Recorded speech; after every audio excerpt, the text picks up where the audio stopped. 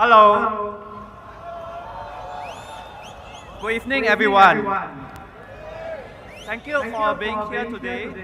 Just some admin instructions before the rally starts.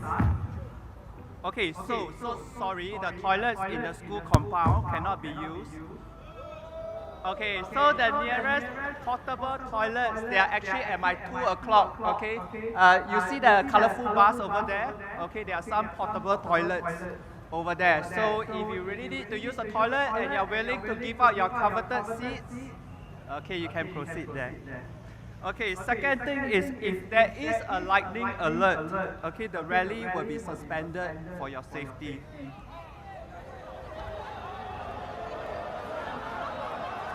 Okay, sorry, I know lightning actually triggers you all. Okay, so sorry. Okay, so if there is a lightning alert, please proceed in an orderly manner to the nearest HDB block for shelter. Okay? Okay, I know y'all don't like lightning. What do y'all like, Hammer! Okay, so I'm going to speak in Mandarin first for the benefit of those who are more proficient in Mandarin. Okay, 大家傍晚好，谢谢你们的来临。在群众大会开始之前，请注意以下的2点。很抱歉，学校的厕所不可以用了。OK， 所以如果你要用厕所的话呢，你要去那个很 colorful 的 bus，OK， 那边有几个移动的厕所 ，OK， 你们可以用那边的厕所。OK， 第2点就是，如果遇到雷雨的天气的话呢，群众大会将暂停。OK， 没有 ，OK， 请有秩序的前往最近的组屋楼下避雨。以确保安全 ，OK？ 你有雨伞啊 ？OK，but lightning a bit dangerous 啦。Okay, so welcome residents of Punggol GRC, Sengkang GRC, and Jalan Kayu SMC, and friends and supporters from all over Singapore to the 3rd Workers' Party Rally for General Elections 2025.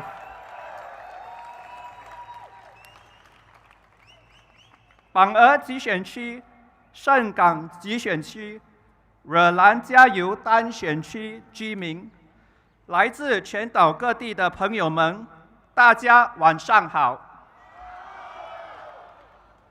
Okay, so I'm Ong Lui Ping, right? Today I'm doing my side hustle as an MC.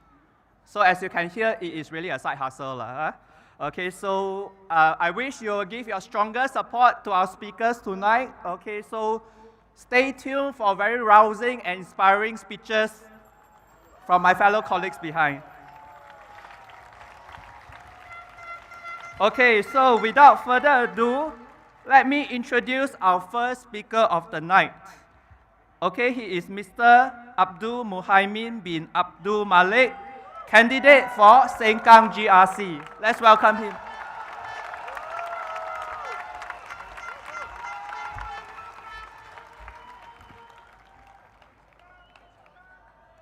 Good evening, fellow Singaporeans, and a warm hello to all tuning in.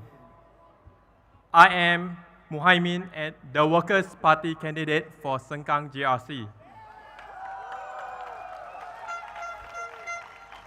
First and foremost, can I share a personal story? Yes or no? 5 years of marriage, my wife and I decided we were ready to start a family. Praise be to God, we are expecting a little one soon. But why did it take us 5 years? It wasn't about the decision to have a child. It was about preparing ourselves for the challenges ahead. The rising cost of living, the pressure to plan for our child's future, work demands, and the responsibility of caring aging parents. Our story is not unique. Many younger couples today face similar challenges. For many, a pressing concern when starting a family is the cost. Right now, even preschool can cost more than your primary or secondary school fees.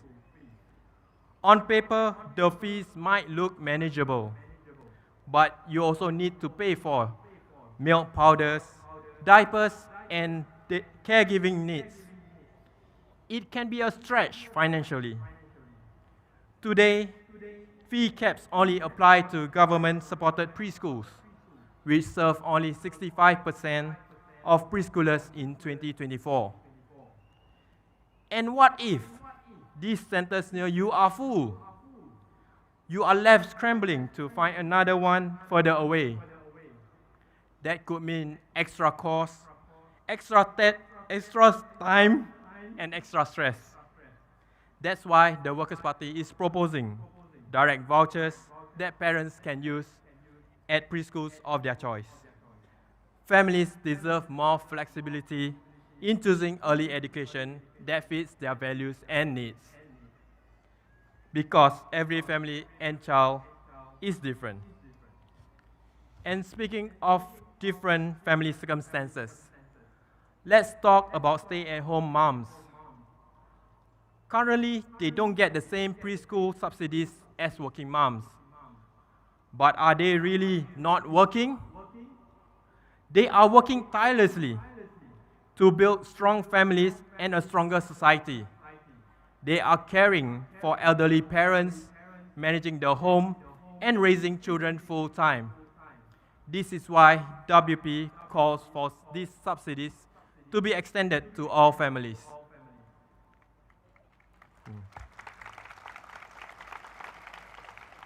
Many of these stay-at-home moms face difficult choice between work and caregiving.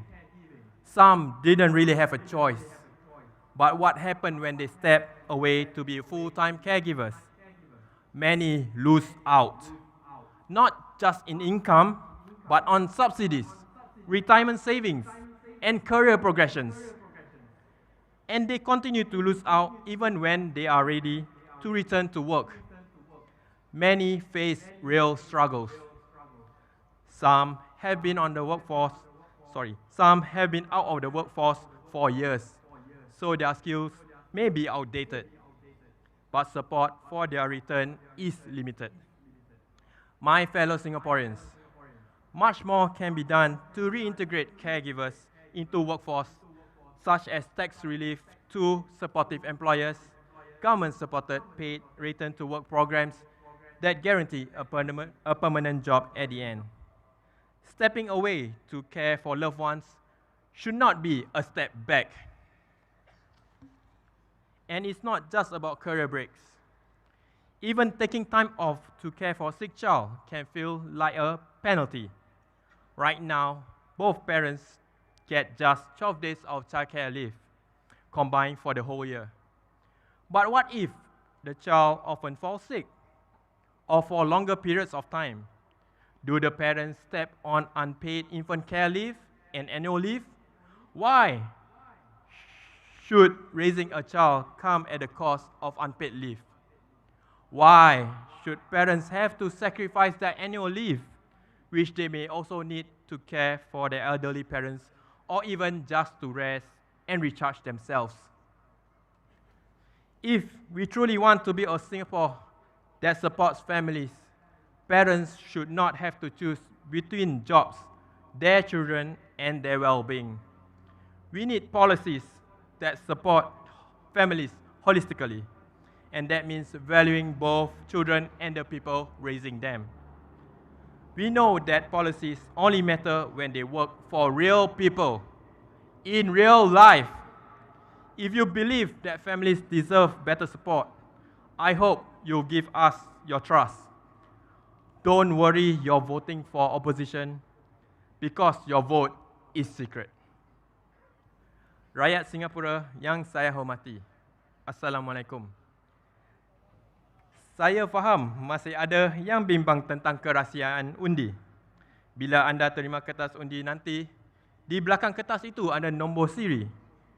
Kenapa belakang kertas ini ada nombor siri? Boleh ke nanti pemerintah cek undian saya? Nombor siri itu adalah untuk melindungi proses pengundian dan bukan untuk mengesan undian anda. Apabila kertas undi dikira, ejen-ejen WP dan PAP akan ada untuk memastikan kiraan yang bersih dan adil. Selepas itu, kertas undi akan disimpan di Mahkamah Tinggi selama 6 bulan dan hanya boleh dikeluarkan dengan perintah mahkamah jika ada isu penipuan. Ini tidak pernah berlaku di Singapura. Selepas 6 bulan, kertas undi akan dimusnahkan secara rasmi di depan semua parti politik, termasuk Parti Pekerja. Jadi, jangan bimbang tentang kerahsiaan undi anda. Jika anda percaya WP boleh membawa kehidupan yang lebih baik untuk masa depan anda, undilah kami tanpa rasa takut. Undilah Parti Pekerja, bekerja untuk Singapura. Vote for Workers' Party and you'll never walk alone. Because we are working for Singapore. Thank you.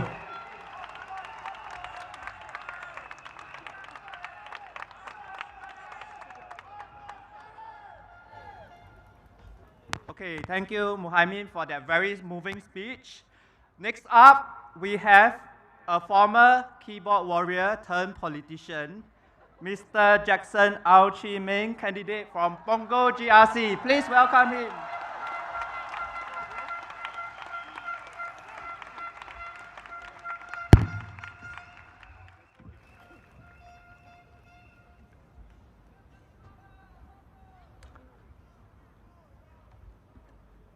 Good evening, residents of Punggol GRC. It is so good to see so many of you here tonight. My name is Jackson, and I'm proud to be standing here with the Workers' Party. After my first rally speech, some residents told me that they liked my fire. But honestly, I know I come across as a little angry. I understand where they are coming from, but I will not apologize because I'm here to fight for all Singaporeans.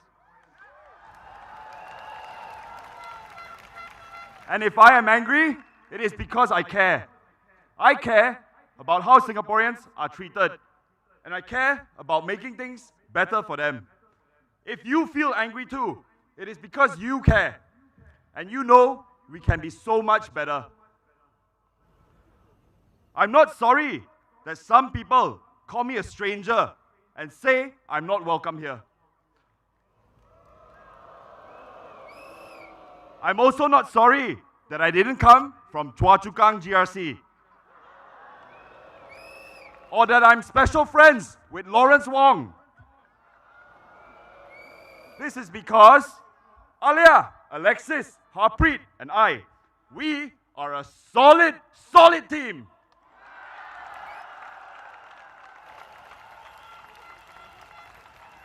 And we will work hard for you. I'm like many of you. I'm a young Singaporean, and I'm proud of it. I'm just trying to do my best. When I started my first job, I was an auditor for a local company. And let me tell you, I found out very quickly I didn't quite like the numbers. The real numbers are the long hours and the poor work-life balance. Many of you can relate to this, even today.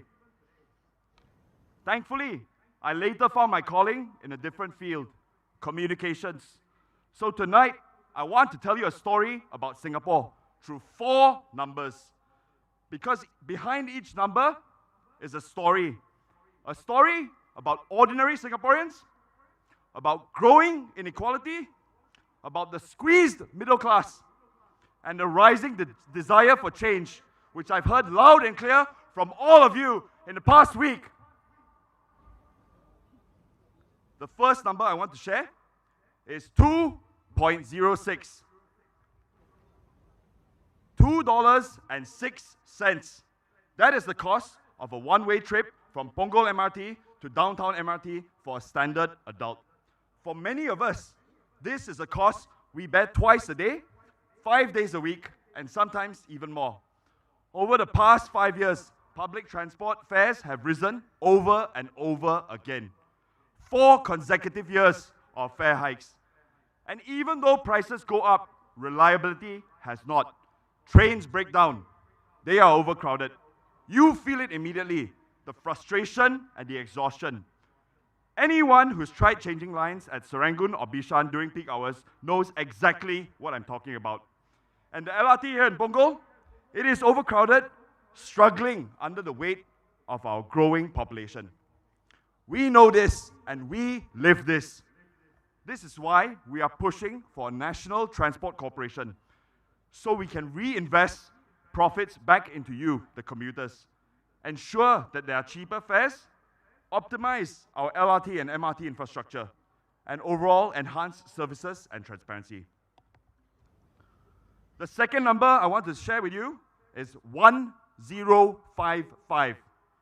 $1,055. This is the monthly allowance for an NSF third sergeant. Sa Tiao. The number may vary slightly depending on your rank, but the message is the same. You obviously did not serve for the money. You served because it was your duty. You gave up 2 years of your life, and every year after, you continue to serve, balancing work, your career, your family, and reservist duties. So if you see Janil and Gan Kim Yong around, please ask them to tell you about their NS experience. I'm sure they will have something to share.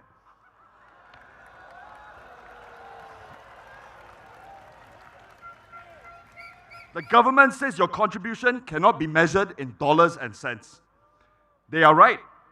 Let's stop pretending that token words and the annual wayangs are enough. Let's truly recognize that NS is a sacrifice and it requires proper recognition. At the very least, let us stop calling it an allowance and start calling what it should be, a salary with CPF contributions. This is how the Workers' Party values your contribution to our national security.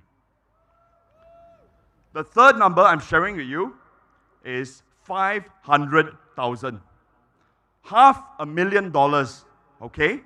This is what more than half of Singaporeans believe it costs to raise a child up to the age of 21, according to the 2024 Singlife Financial Freedom Index. So, if you're a new parent receiving your SG60 baby bonus pack this year, firstly, my congratulations to you.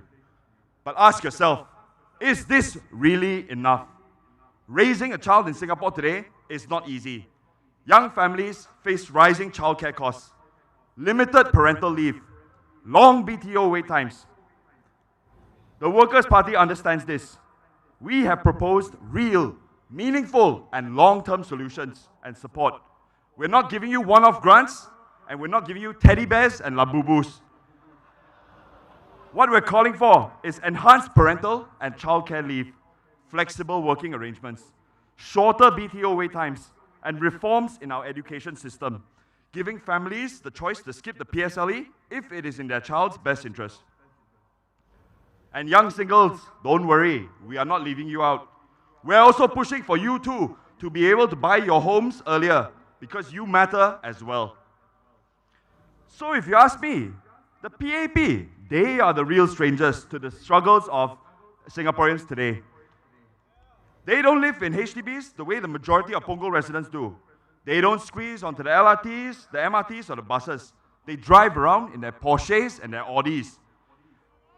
And they definitely don't need to worry about whether wonton mee costs $5 or pasta costs $18. In fact, my team and I found out recently, during one of our lunches at Waterway Points, you can get pretty good pasta here for less than that. So in a nutshell, can they really understand what Singaporeans are going through? Representation requires empathy. Empathy comes from living what Singaporeans live every day.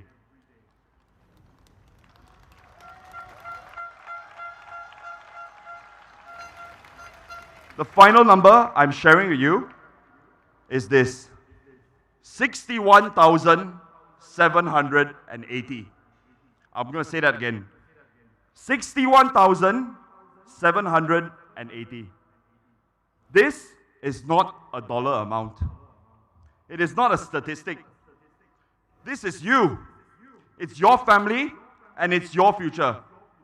61,780 is the minimum number of votes we need here in Punggol GRC to give the Workers' Party the privilege and honor of serving you in Parliament.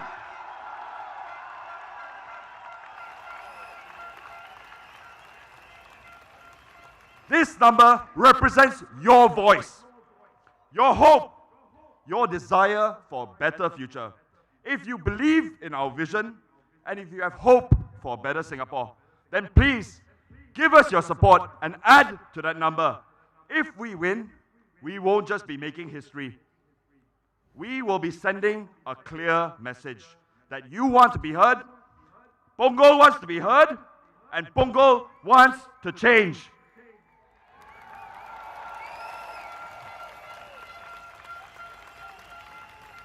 So please remember this number, 61,780. Whatever you do, make your vote count and make your voice heard. Vote for the Workers' Party.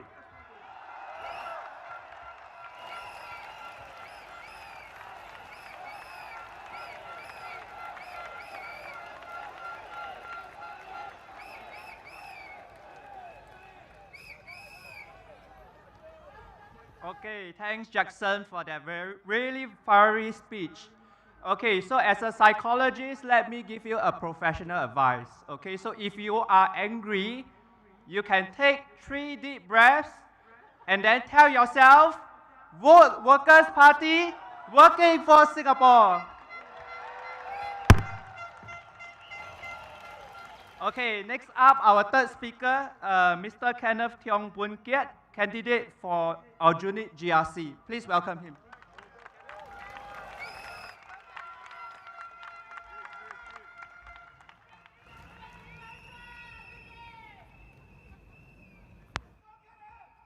Friends, fellow Singaporeans, my name is Kenneth Tiong. I am running to be a Member of Parliament in Aljunied GRC. Today, I want to speak about why I stand here with the Workers' Party. I found in the Workers' Party a group of Singaporeans who are driven by ideals. The people of this party are not here for titles, positions, or material benefit. They are Singaporeans like you and me, who give their precious time and sometimes even their own money, purely because of what they believe in. The possibility of a better Singapore. The belief that Singapore deserves a real choice. And to be that credible choice, to earn your trust, we hold ourselves to clear standards. Our leader, Pritam Singh, spoke about the Workers' Party being rational, respectable, responsible. All 3 R's, our guiding principles. But tonight, I tell you that there's a 4th R that defines us. Now, ready. We are ready. Ready to listen. Ready to serve. Ready to fight for you.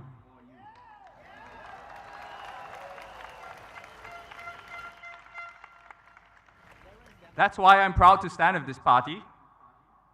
Our ideals and principles compel us to listen closely to your concerns and propose the solutions you need.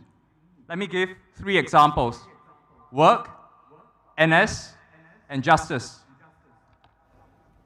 Work. What happens if you are retrenched? It's a worry we all share. As far back as 2006, the Workers' Party called for unemployment insurance, a safety net. Repeated it in manifesto after manifesto, pushed it in Parliament. It took until 2023, 17 years later, for the government to announce temporary support. Only this year, in 2025, a scheme took shape. We saw the need decades ago. We believe you deserve security today, not after years of waiting. NS, think about our sons, our brothers, our friends serving national service. Is their allowance fair? Does it meet the rising costs we all feel? My colleague Gerald Giam didn't think so. In 2023, he demanded better. Months later, allowances went up. He pushed again this year, and they went up again.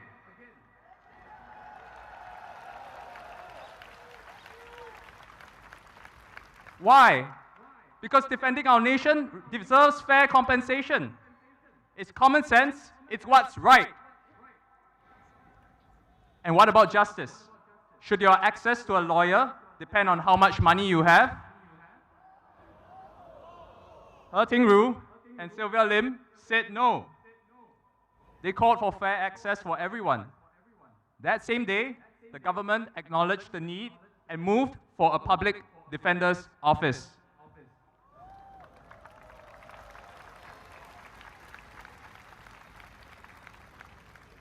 Today it exists. Is our system perfect? No. But is it fairer because the Workers' Party was there speaking up? Yes. This is the pattern. We listen to your concerns, we research, we propose solutions, often years before they become popular or even common sense. We bring a voice to Parliament, we push, we persuade. And maybe not many people watch the Parliament live stream, just a few hundred people, but we fight for you, policy by policy, step by step. What's still on the table? The work is never done. Today, we fight for mandatory retrenchment benefits, independent unions to safeguard your rights as employees, truly affordable housing, among others. Some people try to label us PAP light, one step to the left. Let me tell you what it's really about. It's not left or right. It's about the future versus the past. Are we building the Singapore of tomorrow, facing today's challenges head-on, or are we stuck looking backwards? No matter how great yesterday was, yesterday is over.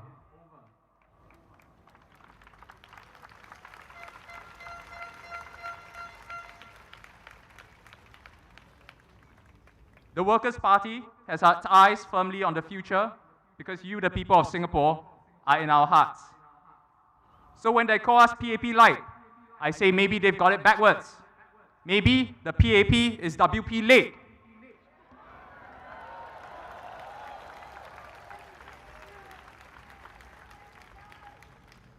Think about it. If you want a preview of the sensible PAP policies of 2030, vote for WP in 2025.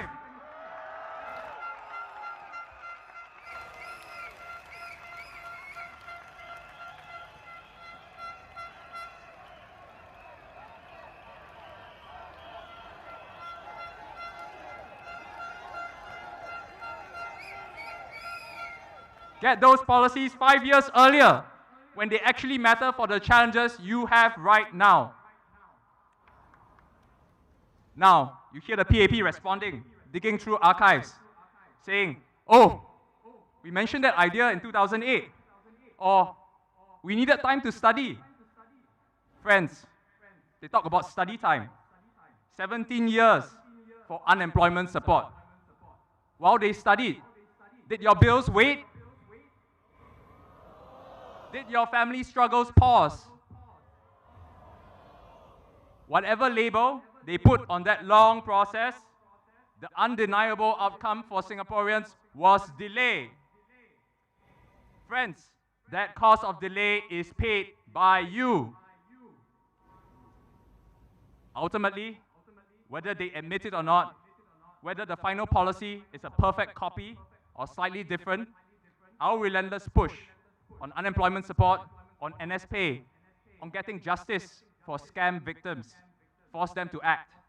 It delivered progress. It made a difference in your lives. That is the outcome we fight for. The outcome for Singaporeans that matters.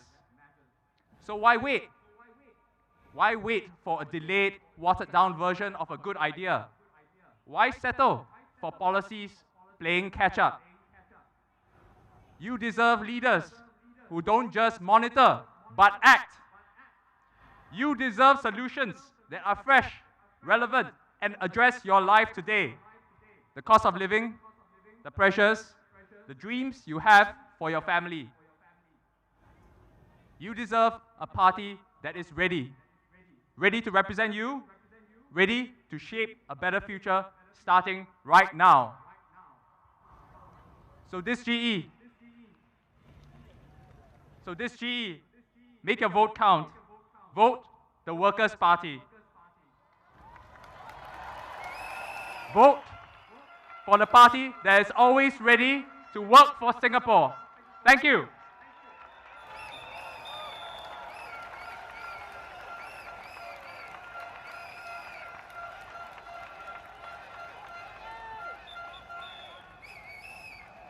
Thank you, Kenneth. Okay, just an appeal before the next speaker. For those seated in the middle of the field, can you please stand up? Please stand up. Those seated in the middle of the field. Yes, middle, yeah. Okay, stand up and take a step forward so that your fellow Workers' Party supporter at the back can move forward. Thank you very much for your cooperation.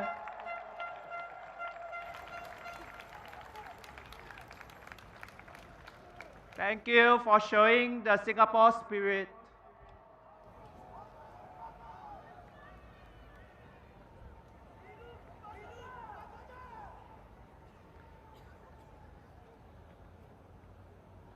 Okay, please be careful, stay safe. Just move forward slowly.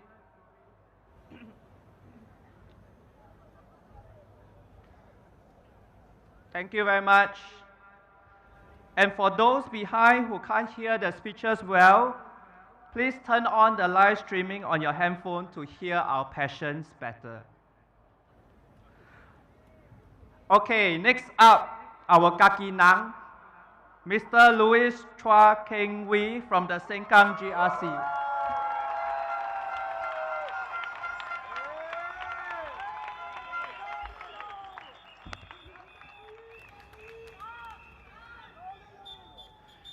Good evening, voters of Sengkang GRC, Punggol GRC, and Jalan Kayu SMC. First, I wish to say thank you to every Sengkang resident who has given me your support and the WP Sengkang team your support since the last election. Thank you for your courage. Thank you for your trust. And today I stand before you again because our work is not finished. We need to keep pushing for a fairer Singapore, a more livable Singapore, and to do this, we need your support to keep opposition voices and WP MPs in Parliament.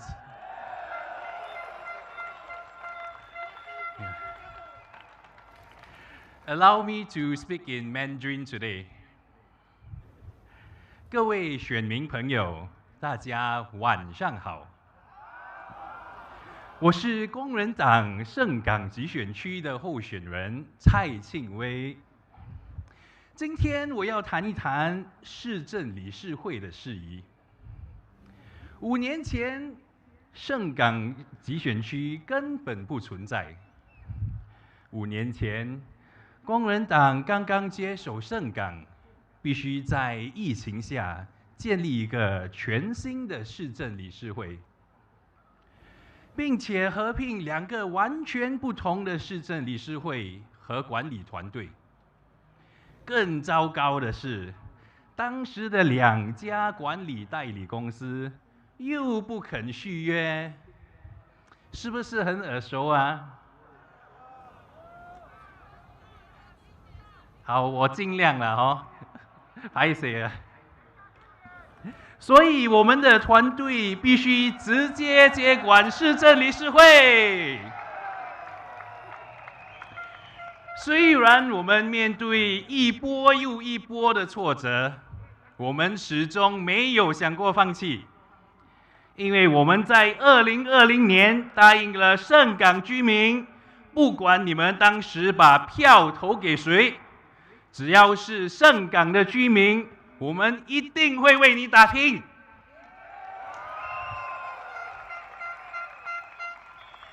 5年后，我很高兴的可以大大声声的和大家说，我们是全新加坡管理的最好的市政理事会之一。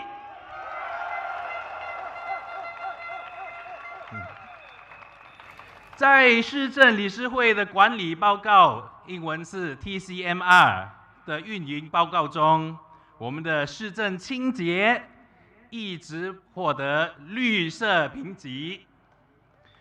我们的设施维护也一直获得绿色的评级，当然，我们的电梯服务也一直获得绿色的评级。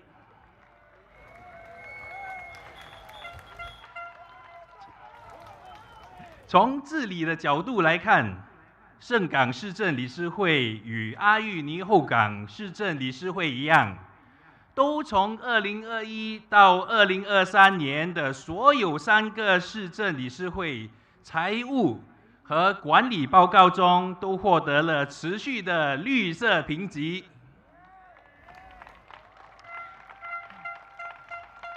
在这3年，盛港市政理事会也是全新加坡16个市政理事会中，仅有8个完全没有违反市政理事会法或市政理事会财务规则的市政理事会之一。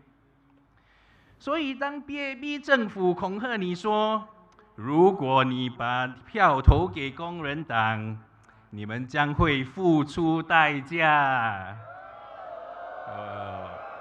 你们就不会有盖走廊。你们的物价就会大跌，这些都是假的。我反而还担心啊，为什么在盛港一间3房式主屋都要54万，一间5房式主屋都要70多万，甚至从去年开始有100多万的政府主屋啊，在盛港100多万啊，这才吓死人，对不对？所以Jalan Kayu的选民，你们不必担心。如果我的同事刘宇阳成功当选，盛港市政理事会有信心可以把你的市政管理得好。毕竟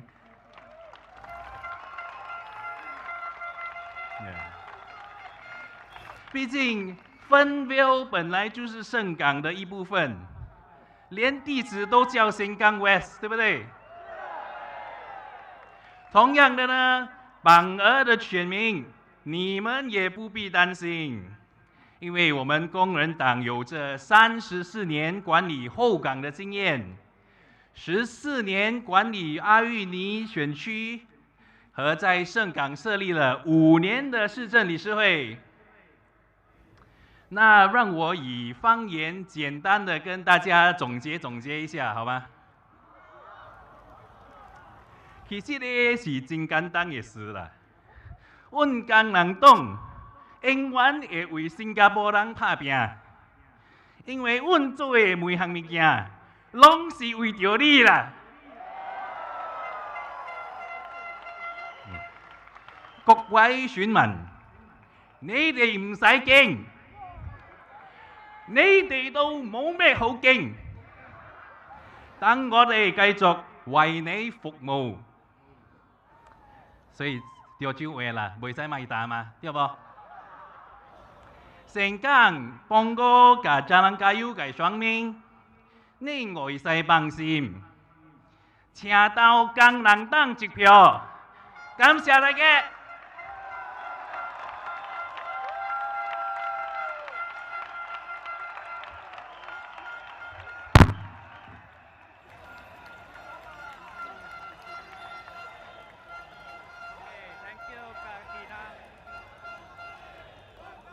Okay, so we hear that in Sengkang GRC, our town council is all green. But for Punggol and Jalan Kayu SMC, we want to turn them from green to... Yes, okay, so next up, we have Siti Alia binti Abdul Rahim Mata, candidate from Punggol GRC.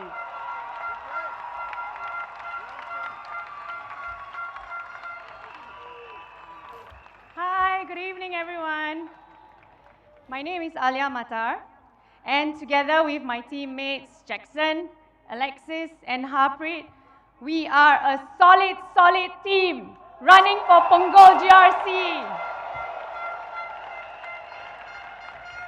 When I graduated from law school, I went into litigation. After 2 years, I decided this was not for me. So I took a leap of faith and moved into financial law, something that was completely new and unfamiliar to me. Since then, I have spent 8 years as legal counsel in the Monetary Authority of Singapore, and when I left, I continued to stay in the financial industry. While Punggol may be new to us, the ideas and aspirations of Punggol residents are very familiar. Like many of you, I am a parent. I look after my aged parent, also like many of you. In our engagements with you, Punggol residents, you voiced many concerns, including transport woes, internet connectivity, loud jets flying overhead, rising food prices, and at the same time, you shared worries about the increasing costs and stress of bringing up children in Singapore, including those with special needs. You, like me, are concerned about the mental anxiety placed on our children with the existing pressure cooker system of education. Just earlier today, I met a Punggol resident, a caregiver to her 22-year-old daughter with cerebral palsy. Her joint household income means that she is not qualified for some subsidies, and yet the cost of medical equipment for her child is much more due to her special needs. Not to mention the mental state of her as a parent with a child of special needs. Children need support, but so do caregivers, something we sometimes forget.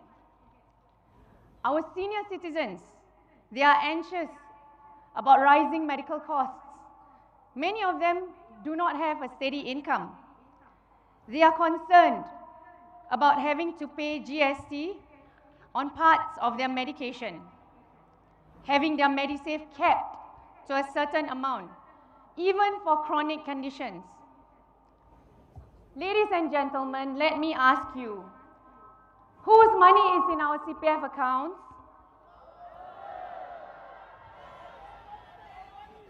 Whose money is in our Medisave accounts?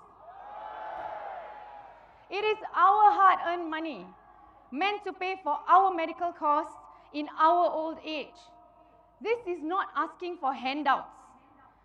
It is trying to take care of ourselves with our own money. Ladies and gentlemen, there was an article recently by Tan Swee Chie, former Group Chief Executive of NTUC Enterprises, and let me quote him. "We live in a troubled world. Citizens must speak up on matters that affect our collective future, especially when decisions are taken in our name. These are not acts of division, they are acts of care for our country and for the institutions we rely upon." We keep hearing the term behind closed doors, that heated debates and discussions had already taken place behind closed doors, that some people have friends in higher places where they can ask for special help, even for national programs apparently. Is this right? Can you accept this? This is our nation. We are the stakeholders. Involve us in the decisions, especially when they are taken in our name and on our behalf. This term, behind closed doors, should be retired, should it not? The Workers' Party is transparent. We are open. We say what we do, and we do what we say. Our policies are based on what Singaporeans, the stakeholders of our nation, are asking for.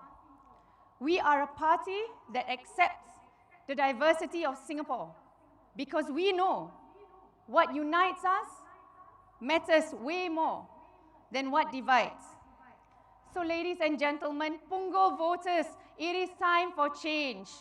Vote the Workers' Party, working for Singapore.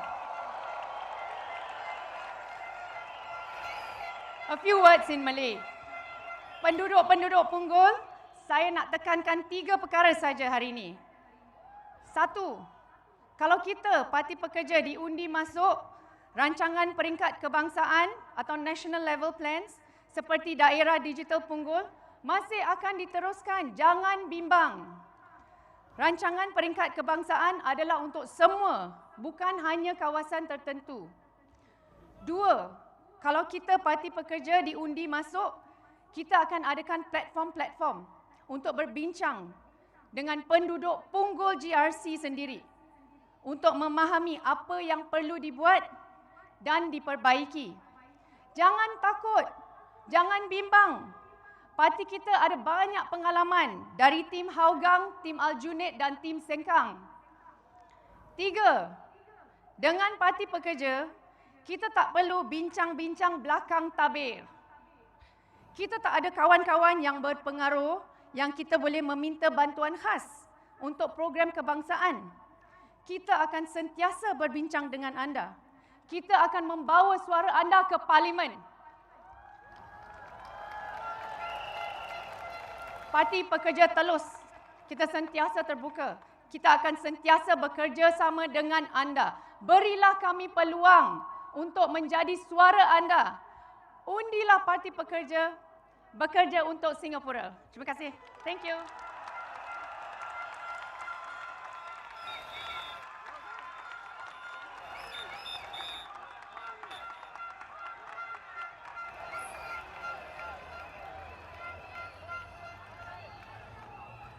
Okay, thank you, Alia, for the very open speech. Okay, good evening, everyone. We are currently at maximum capacity for this rally site. Thank you so much for your support. But we are unable to admit any more people into the rally. Thank you for your understanding and cooperation. Please continue to support us by watching the live streaming on your mobile phones. Okay, next up, okay, our very own Oppa, James Jerome Lim.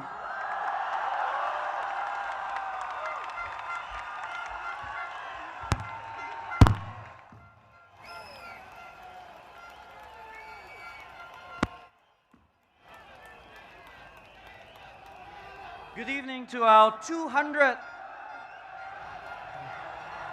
Thank you.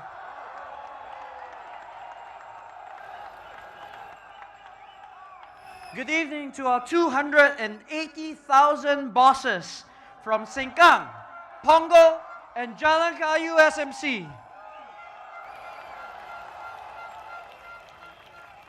The past few years have not been an easy time for Singaporeans. We watch as prices surge on things that we eat, use, and depend on. Char kway teow, keh ham, used to be $3, but it's now $4 or $5. A full tank is now $100 or more. So riding the bus or taking a taxi is more expensive. Bills from the electricity company, the tutor, the doctor are all up. Good luck finding your own place or upgrading with million-dollar HDB flats. What has the PAP done to help you cope with this rising cost of living? It is now a standard playbook. They give out ever more vouchers. More SG60 vouchers, CDC vouchers, GST vouchers, USAVE vouchers. For companies, it's also more of the same. More tax breaks, more tax relief. Many Singaporeans rightly judge that such measures are short-term, address only the symptoms, and hence deeply unsatisfactory. We would rather lift ourselves up than to feel patronized and dependent on the system where we need handouts. These may be necessary in emergencies like COVID-19, but a continued dependence on them suggests a problem with the system itself. Reducing the burden of regulation and taxes is surely welcome, especially for struggling small businesses. But to keep coddling rich multinationals cheapens our country's value proposition. What is worse, the government has only added fuel to the flame of rising costs. They insisted on raising GST in 2023 when inflation was already raging and when there were easily other sources of revenue available. They've been slow to release more vehicle quotas, even in a low-volume year, thereby allowing COE prices to escalate to as much as $150,000. And they're stubbornly stuck to a land pricing formula that embeds the price of land into public housing valuations, effectively passing on the potential bubble in land prices onto resale HDB flats. But the PAP seems to have no better ideas on how to address these problems other than more handouts and more vouchers. High cost of living aren't just because the world at large has experienced post-pandemic inflation. High cost of living in Singapore are as much a homemade structural problem, demanding structural solutions since they were manufactured by the PAP.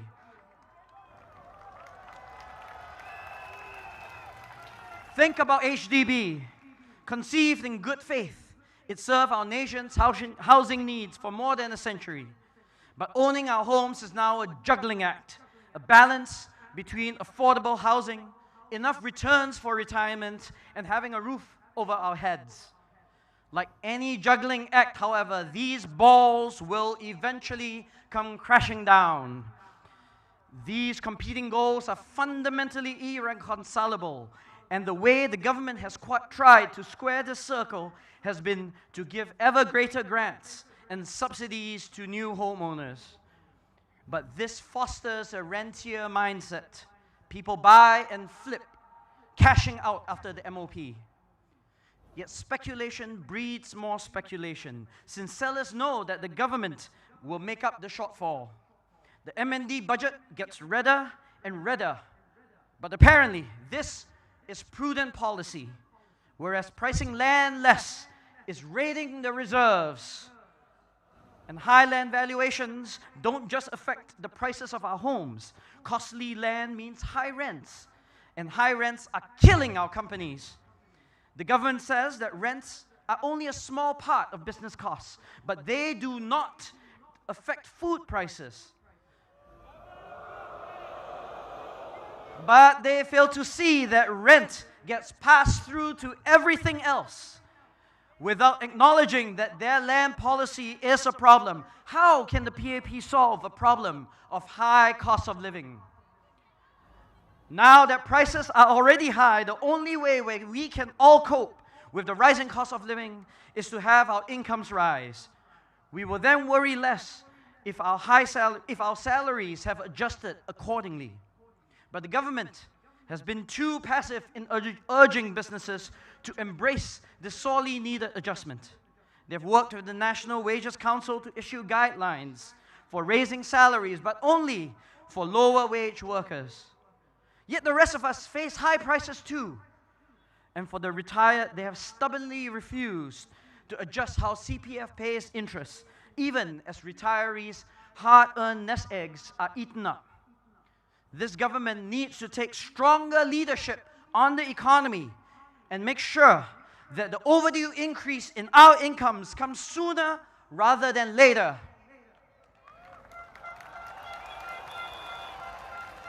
The decades and decades of parliamentary supermajority that the PAP has enjoyed has bred policy complacency, intellectual stagnation, and unimaginative thinking.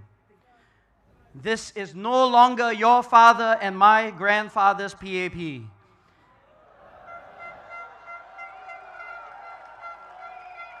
The modern PAP has shown itself bereft of good ideas and necessary reforms that are able to address the complex and evolving problems of the 21st century. Now, the PAP calls for unity. The Workers' Party believes in a united Singapore.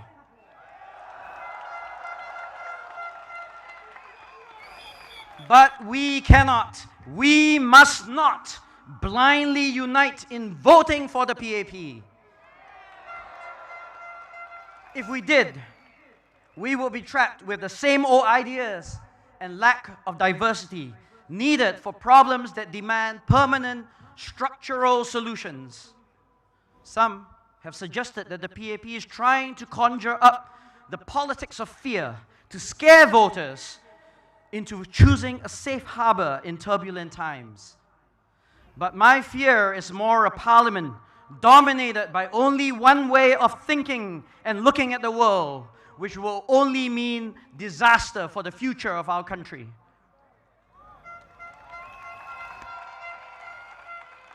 How can we be sure that a one-party government will take your concerns seriously if we aren't there to speak truth to power?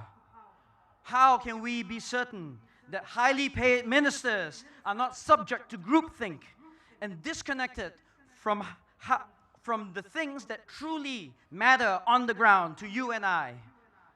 How do we know that there will be a future for ourselves and our children when Singaporeans are not choking under the pressure of high prices and high costs? We need fresh ideas and new perspectives for our changed world. The Workers' Party has consistently championed innovative policy proposals in Parliament. The PAP dismisses our arguments, calling them theoretical or irrelevant. But then 10 or 20 years later, they show up in government policy. Let us be your voices that the government can no longer choose to ignore. Voices that know how you feel because we talk to you. We listen and we learn. Voices that empathize with your struggles because we feel them too.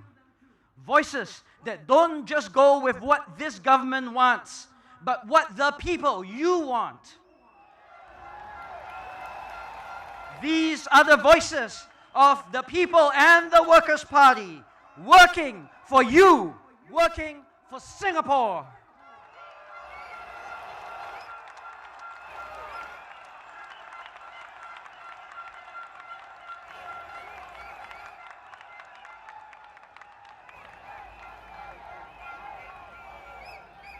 Okay, thank you, James.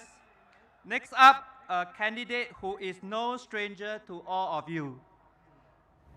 Our very own Alexis Deng Pei Yuan, candidate for Punggol GRC.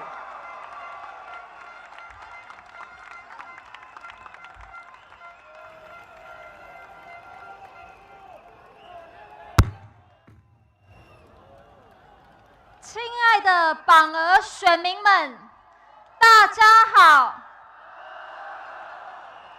我是你们的候选人滕佩元，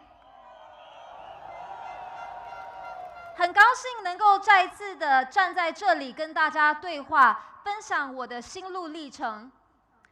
2020年，我第一次加入工人党，担任义工，做过家访、选民接见、晚宴司仪、中文翻译，当党第一次问我有没有意愿从政时，我一开始是犹豫的。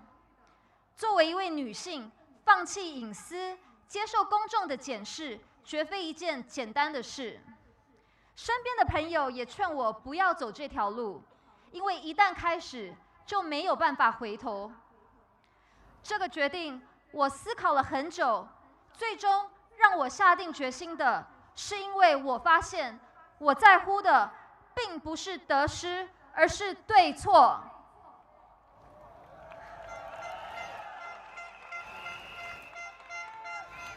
对我来说，跟随本心，实践价值观，努力创造一个更美好的社会，就是一件正确的事。很多人问我，如果想为民服务，为什么不加入执政党，走一条康庄大道？为什么要选择工人党，走一条崎岖小路？今天，我想用这5年来作为义工的感想、所见所闻，回答大家。我看到的是，在这繁荣表象下，贫富差距扩大，弱势群体对梦想的无能为力。我看到的是年轻学子过早背负起对未来的焦虑，孩子们在课业压力下流泪挣扎。我看到的是执政党高枕无忧，而工人党议员在巨大压力下依然坚持信念，一家一家的帮助居民。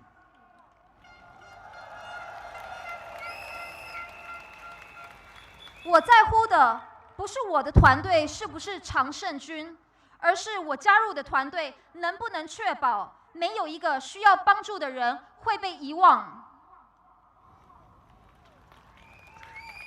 这几天，我们走访了榜鹅，感受到大家的热情与殷切期盼。我们听到的诉求很实际：婴幼儿托管、幼儿园、运动设施、乐龄活动空间不足、巴士路线少、网络信号弱、有盖走道不完善，这也包括学校内走道，而不仅仅是严副总理所说的，因为榜儿拥有很多的绿地。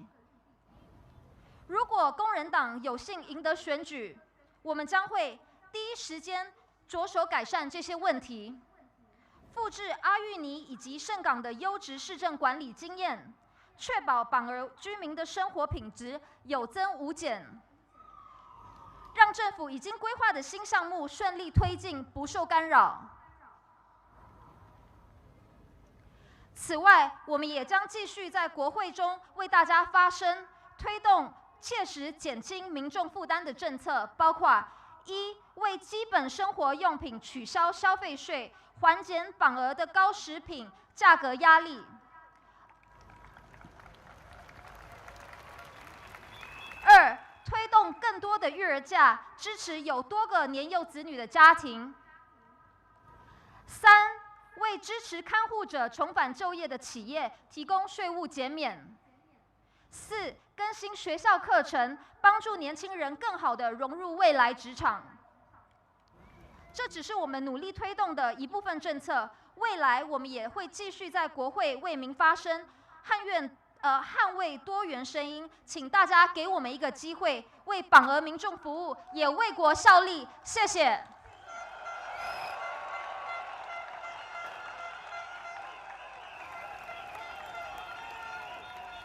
Okay, I'll use English to speak a few words now. Good evening, Punggol residents.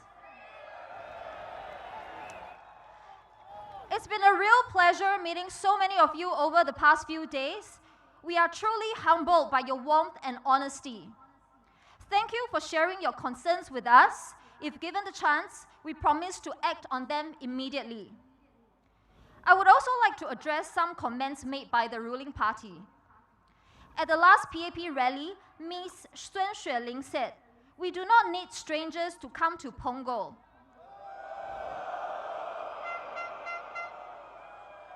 May I ask, is she referring to DPM Gan Kim Yong too?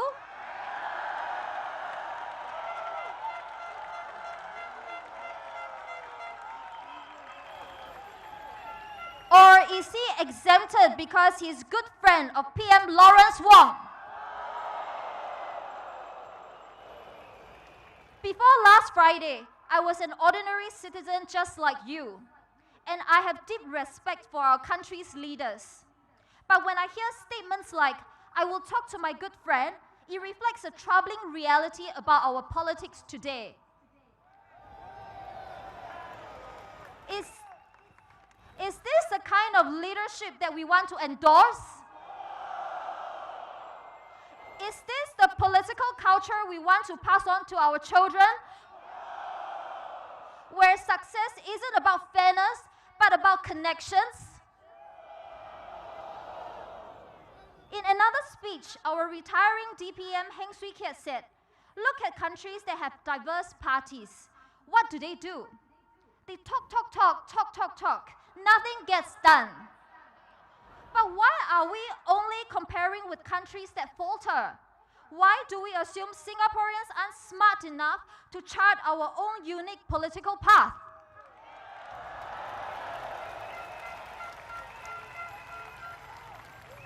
If we use that logic, does it mean that we shouldn't be asking for salary increment just because there are other people who earn less?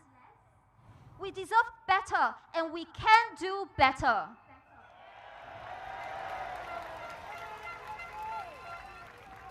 In GE 2020, PAP parachuted DPM Heng Swee Keat into East Coast GRC.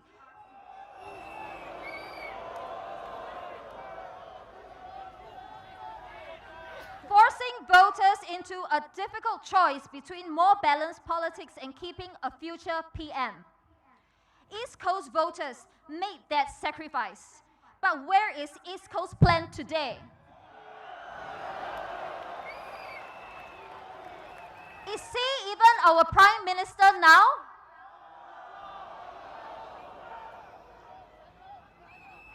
And again, they are trying to pull the same stunts in Punggol, forcing you into a corner.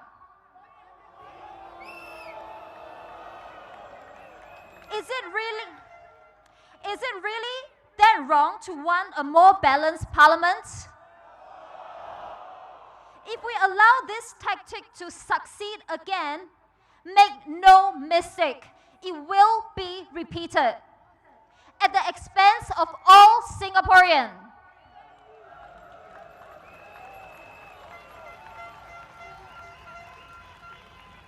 Punggol residents, whether you are here with us today or you are in front of your screen, if you're watching this, you've asked for a credible opposition, and we have answered.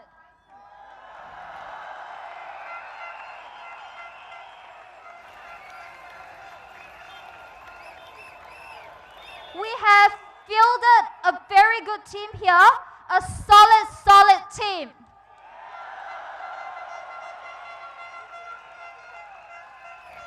So, I urge all of you, say no to using key government figures as political pawns. Say no to being forced into difficult choices when all we want is progress.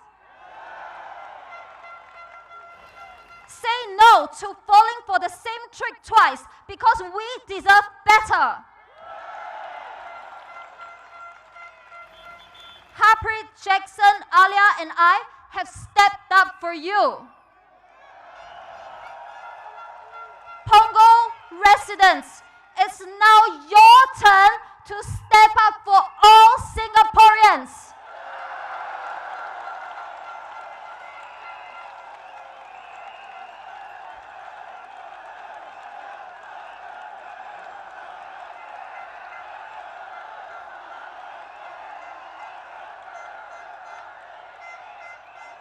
Say no to them and vote Workers' Party, working for Singapore.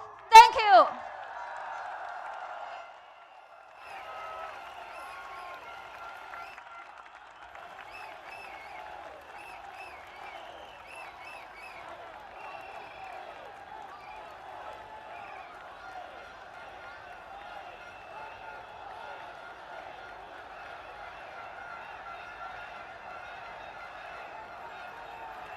Okay, thank you for the support. Do we look like strangers to you? Okay, next up, our very own proud Silver Passion card holder, Miss Sylvia Lim Sui Lian.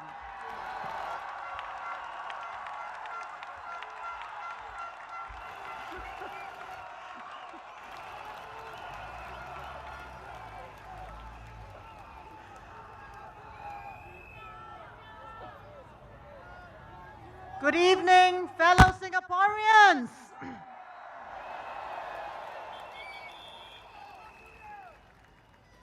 As you know, I've been in politics for some time, but this is the first time I'm speaking at a rally in Punggol. And the air smells good.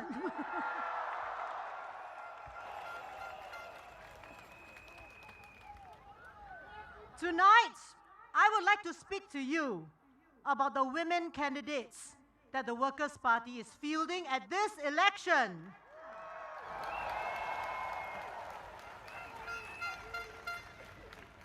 Being an opposition candidate in Singapore is a high-stakes, high-risk activity. Politics can be a nasty business. And for women in opposition, it can be tricky. If you're elected into parliament, we are expected to confront government ministers robustly, but perhaps not too aggressively. However, over the years in parliament, I have been called many names and been fiercely attacked by some ministers.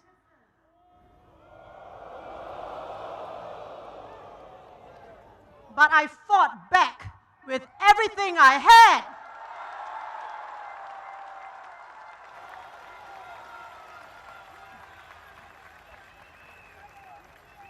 And luckily for me, my husband found these qualities attractive.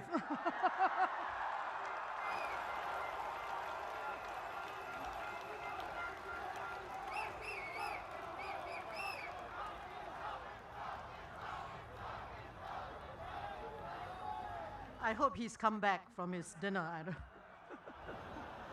My friends, we need women political leaders and women representatives in parliament, especially in the opposition.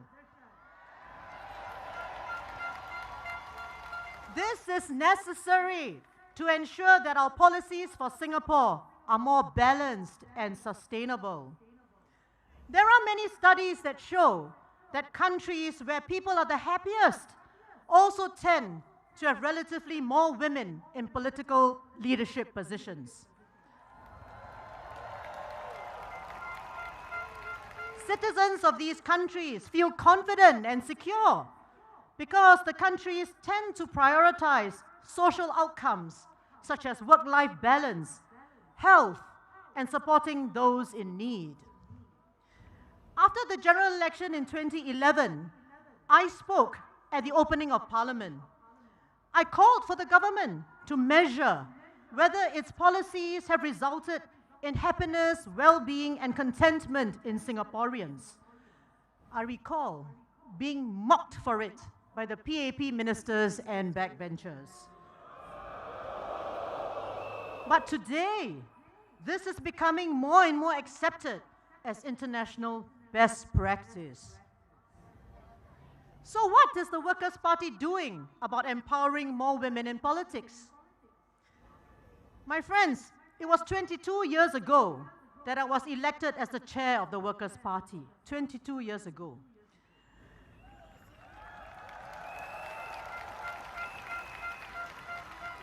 And I have to say, I have outlasted 4 male chairmen of the PAP, and I've yet to see a female chair on their side.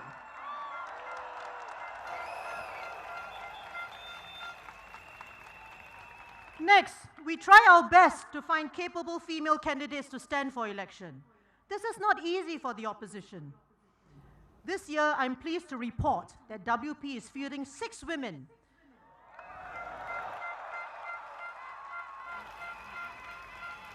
Tonight, I would like to share with you why I think they are women of substance who will speak up for you fearlessly and defend your interests in Parliament. So first, let me start with the two ladies fielded in Punggol.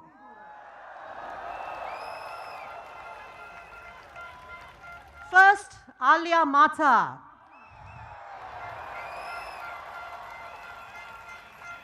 Alia identifies herself first as a mother of 3 teenagers. You can be assured that she will be fully committed to pushing for policies that families care about, such as in the areas of housing costs and education. And did you know that she's a lawyer by profession who has worked in the Monetary Authority of Singapore for 8 years?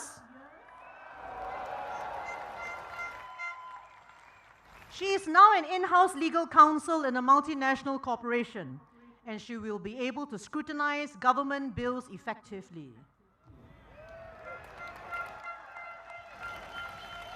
The second lady for Punggol is Alexis Dang.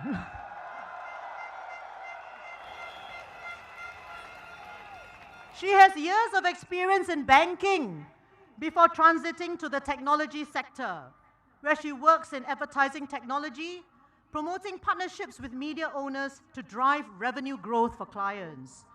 She's effectively bilingual, as you saw, in English and Chinese, and spent her childhood abroad due to family circumstances.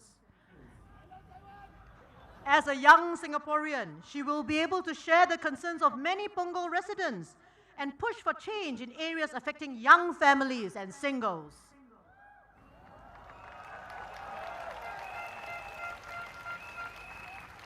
For Tampines GRC, we are fielding Eileen Chong Pei Shan.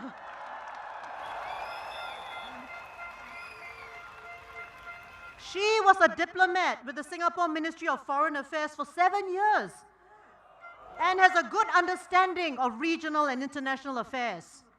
She's now working in the philanthropic sector, seeking to bring about positive outcomes in early childhood development, education, and youth mental well-being. If she's elected, she will be able to handle both domestic and foreign issues.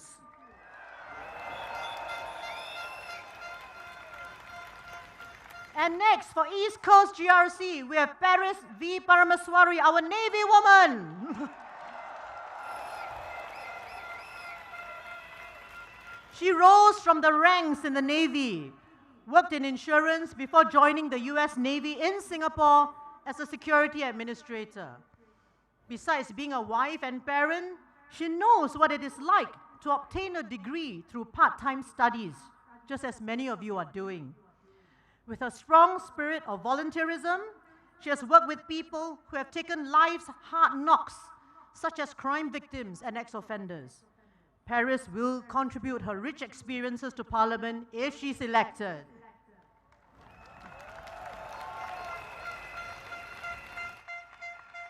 As for Ms. He Ting Ru,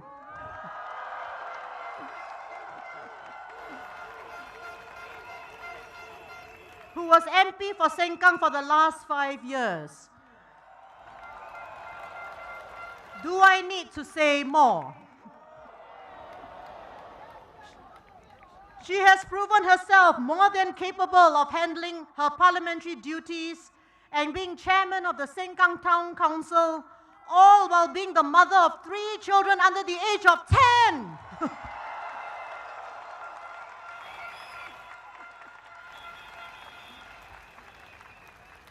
And for Aljunied GRC, you still have me. So my friends, looking at our slate of female candidates this GE, all I can say is, Mama Bear here is proud.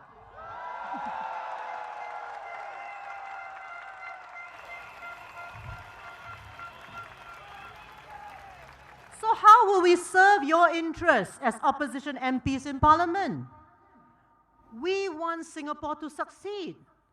We want our parents to age well, our children to be safe and happy. We want a vibrant environment where everyone can reach their full potential. We want strong communities and a resilient spirit. The difference between opposition MPs and PAP MPs is that we can reject government policies that we do not think are in the interest of Singaporeans.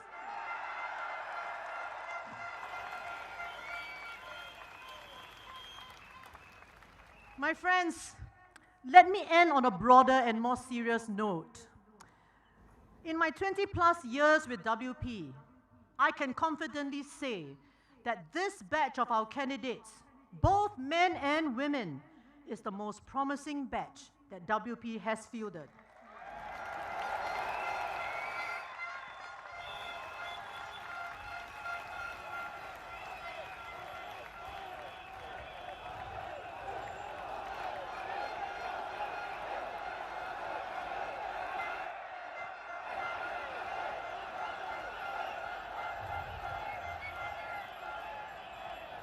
And therefore, there is a key message for you, our dear voters in Aljunied, Hougang, Sengkang, Punggol, Jalan Kayu, East Coast, Tampines and Tampines Changkat.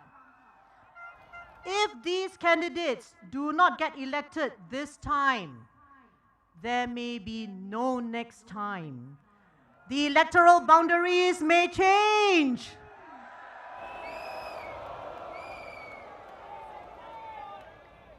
So there is no time to waste on this.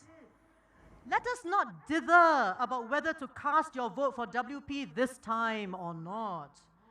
If you do not do it this time, you may not have a chance the next time. So let May the 3rd, 2025 be your moment. Vote for a stronger Singapore. Vote for the Workers' Party, working for Singapore.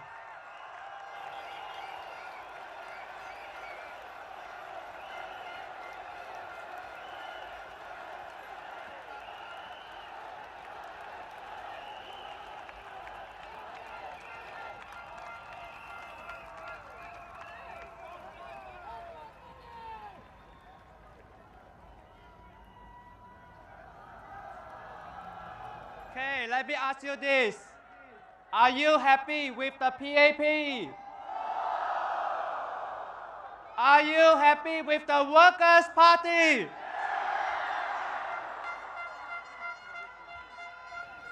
Okay, good news, guys. Okay, the crowd situation has improved. Can I seek your help to stand up and move forward so that we can admit more people now? Please. We seek your cooperation. Please stand up, move forward so that more people can feel our passion.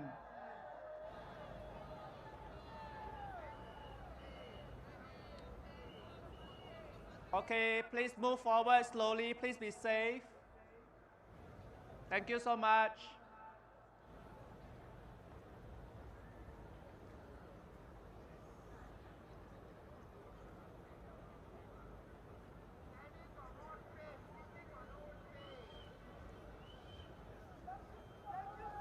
Thank you. Thank you for showing the Singaporean spirit. Please move forward, but please be safe.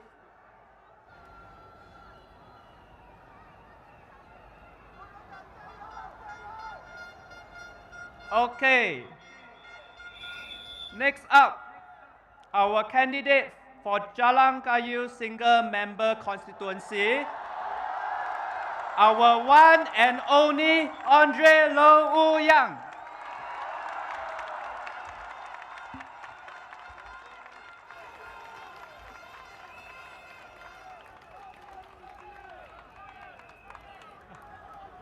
Thank you. I may be short in stature, but I hope I can rise above. All right. Good evening, my friends, my neighbors. 各位朋友，各位邻居，晚上好。Man, it feels good to be here among my fellow Pongolers. I live not too far from here, but I didn't grow up here. So I don't know if you think I qualify to be a son of Pongal or not. But on a more serious note, last week, I stood before you as a stranger.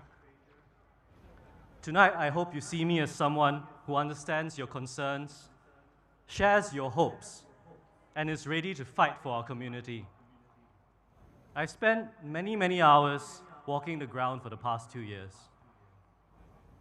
我看到了你们的困难，也感受到了你们的期望。And what I've heard is clear. 全部东西太贵了。Everything is so expensive now. This sentiment echoes in almost every conversation. At the kopitiam, at the hawker center, from retirees to working adults to young families alike, we all feel the same way.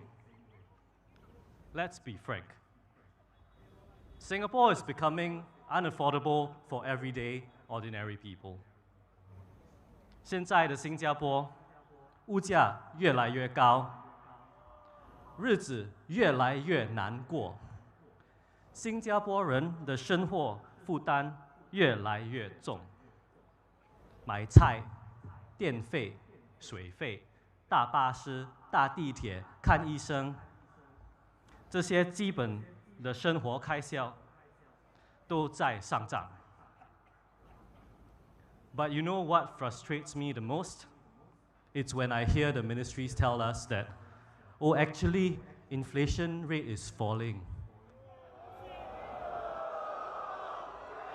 That's what they said in February this year, but the reality is different. You and me on the ground, when we go to the supermarket, do we see our prices falling? I didn't think so. And a retiree, they cut back on the simple joys that they used to take for granted. 我们辛苦了一辈子的长辈，退休后，他们是否可以享受一个舒服的生活呢？ This isn't just about statistics. This is about dignity. It's about whether Singaporeans are able to afford a decent standard of living in our own land.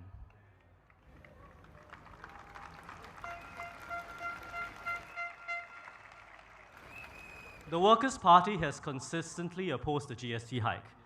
You know, we're not against taxes, but because GST hits lower and middle income households the hardest.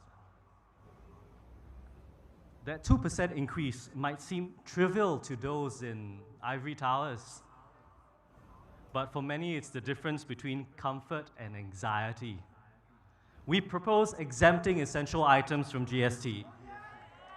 Basic food items, utilities, medicines, textbooks and school supplies. We want tiered pricing for utilities. Lower consumption means lower rates. This benefits smaller households, our seniors and pioneers, and those who conserve resources and look after our green earth. Why should ordinary families have to bear the same rates as those who live in GCBs and black and whites, with wine cellars, lifts at home, and multiple aircons running 24/7? 这公平吗？这合理吗？ Housing remains the biggest expense for most Singaporeans. The financial burden is there for the youngest, and if they don't have a stable roof over their heads, how can they even begin of thinking of starting a family? Wait times of 4 to 5 years for BTO flats. When did this become the norm? When did this become acceptable?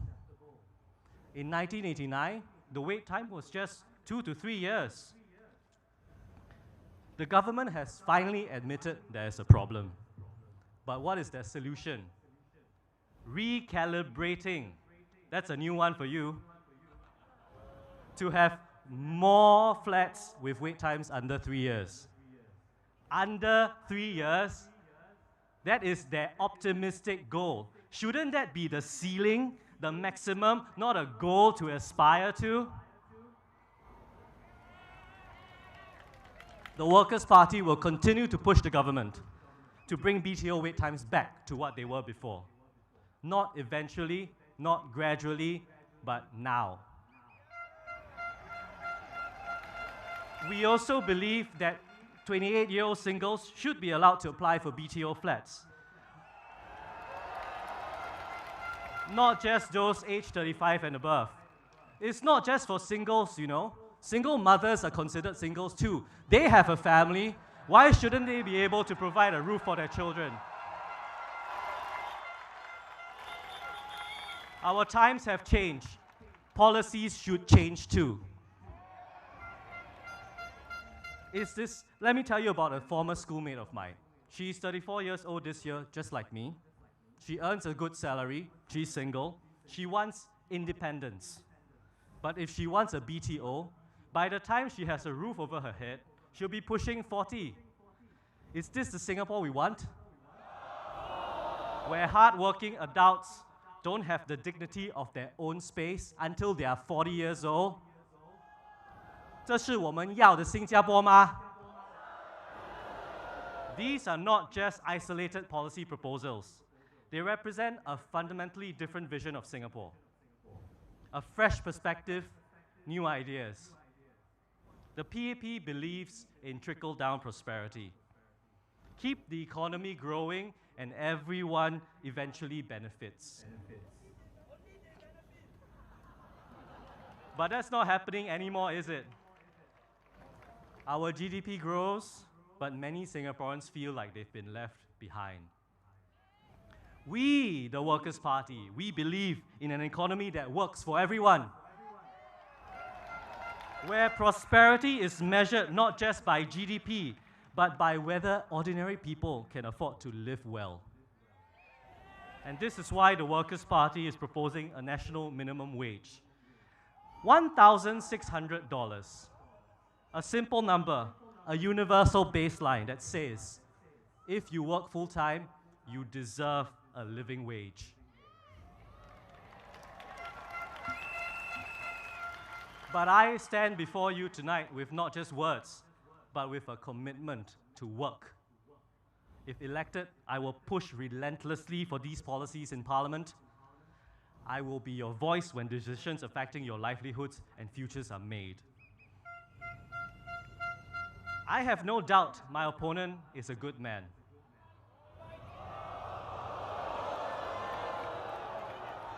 I have nothing against him personally, but what he represents is a party that has allowed these issues to fester. A party that raised GST twice during a cost of living crisis. A party that monitors while housing prices spiral beyond our reach. My friends, on the 3rd of May, you have a choice.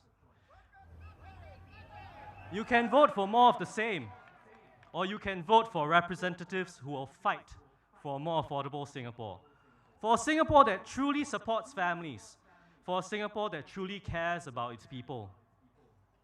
我们会为你们争取更公平的政策，让每个家庭过更舒服的生活。我是刘宇阳，我是惹兰加油的候选人。I'm Andre Lau, your Workers' Party candidate for Jalan Kayu SMC.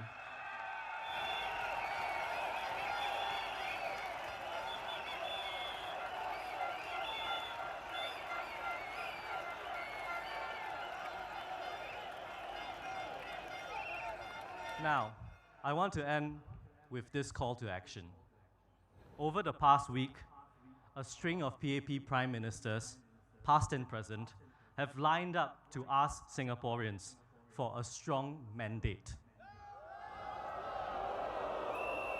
I say, we send them a strong message. Vote for change, vote for hope, vote for the Workers' Party. Thank you and good night. 谢谢大家，晚安。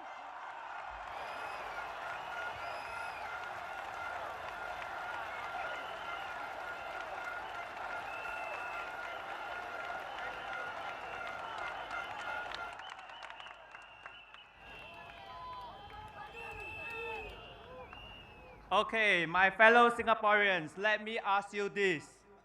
How do you get the PAP to press the leave button to take the leave down from their ivory towers?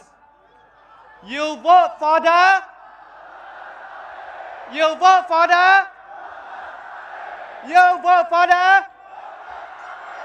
Thank you.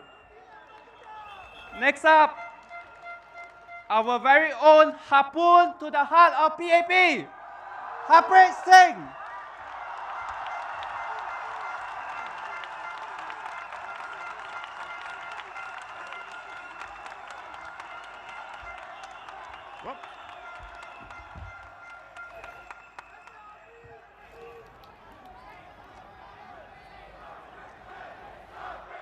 Thank you.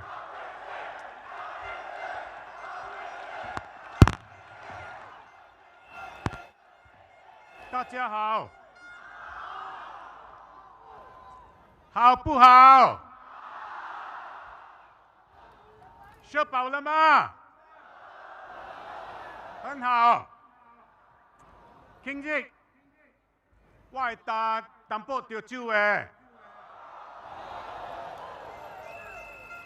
要是了 vote 我嘅 Punggol GRC team and 我能贏這個 GE 將來嘅牛呢特更我能去西打條酒嘅。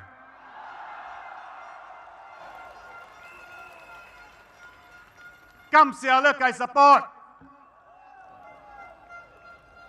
I would like to spend a short while addressing our Malay friends from Punggol GRC. Apa khabar semua?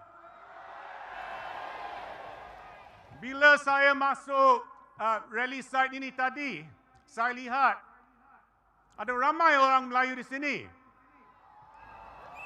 Abang-abang, kakak-kakak, adik-adik, mana semua? Dengan lagi semangat, mana semua? Nama saya Harpreet Singh. Saya tahu, saya dengar, ada orang yang cakap, yang peguam senior Singh ini, kita tahu dia pandai cakap bahasa Inggeris. Dan kita pun ada dengar, dia boleh cakap bahasa Teochew. Tapi, orang tanya, yang peguam Singh ini, dia boleh cakap bahasa Melayu ke? Peguam Singh ini, dia boleh faham isu-isu yang penting untuk kaum Melayu di Singapura ke? Tuan-tuan dan puan-puan, saya fikir, you just got your answer.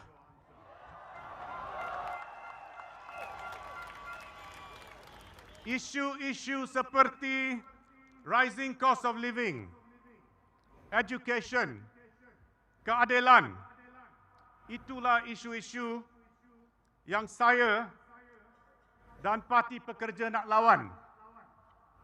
So that anak-anak kita semua dapat hidup yang lebih kualiti dan gembira daripada sekarang. Kita perlukan support atau sokongan anda dalam GE yang akan datang ini. Mudah-mudahan kita dapat shape satu Singapura yang lebih hebat daripada sekarang. Jadi, undilah Parti Pekerja. Undilah Parti Pekerja.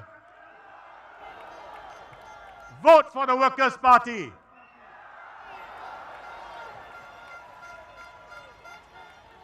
Terima kasih. My fellow Singaporeans, I want to move on to my speech in English. And I want to address right up 3 big questions that residents of Punggol GRC have asked our team in our walkabouts over the last few days. The first big question: what will you do for us if we vote for you?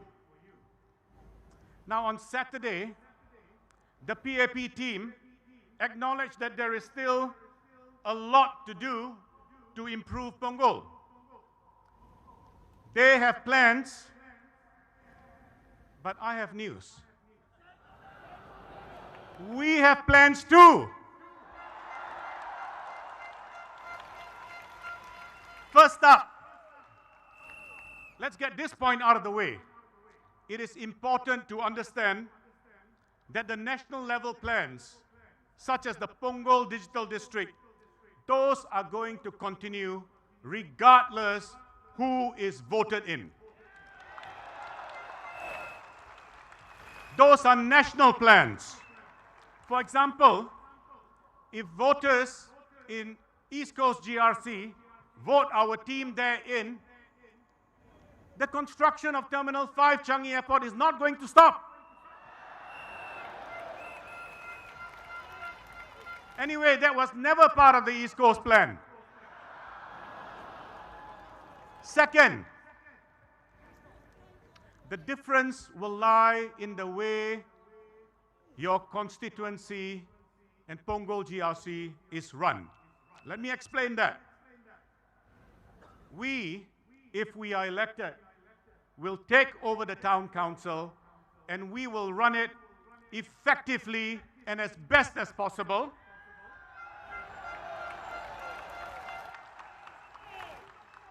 You can ask your friends and family in Sengkang. Has the condition of Sengkang gone down after the Workers' Party took over? Absolutely not. What will be the approach of our team in the way we run Punggol GRC if elected? 2 words. We listen.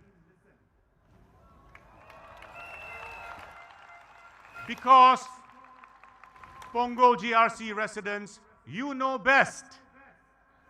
You live in this area. You walk around the streets here day in, day out. You know where the gaps are. You know where the seepages are. You know where the covered walkways stop. You know where your children get drenched in the rain. You know exactly what needs to be improved in Punggol. We are not going to act like bureaucrats, pushing paper, thinking we know better than you. So, rest assured, our team will conduct town halls to get your input. We will use other platforms and forum to get your input, including those online. Rest assured, you will drive the agenda for what needs to be done in Punggol, and we will be your servants.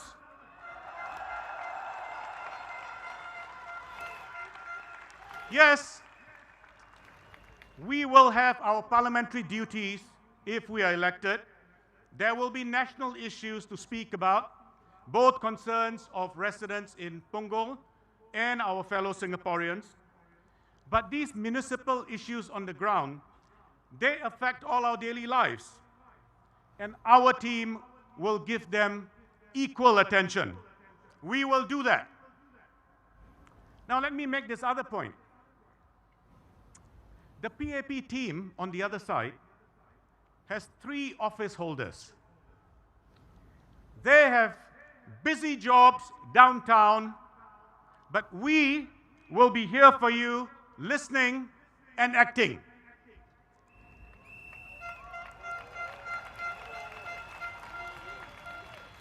And let me say this of myself. I have publicly said this, and I repeat this commitment to you, voters of Punggol GRC. If elected, I will give practically all of my time to you.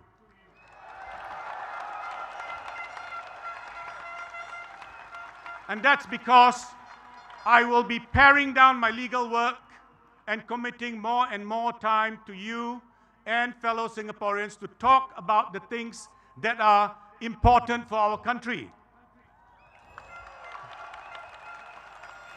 I have that privilege, and I intend to use that privilege for all of you and for our fellow Singaporeans.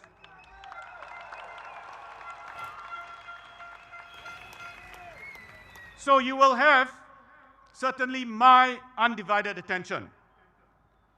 Now, the beauty of it is this, Punggol GRC voters, if you vote our team in, Singaporeans save not one, not two, but 3 ministerial salaries.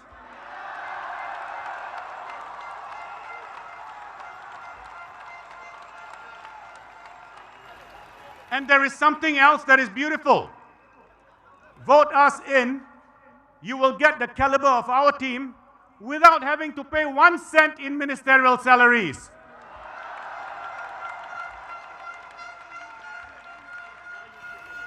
And if we are voted in, I would like to say this to DPM Gun's good friend, the Prime Minister and Finance Minister. It is this, that if Punggol GRC voters vote in our team, Punggol would have saved Singapore one minister's, not just one minister's salary, but 3 ministers' salary. $1 million times 3 times 5 years, that's $15 million.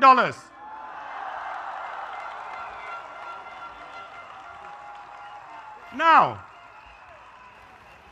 so you vote in our team, Singapore saves $15 million.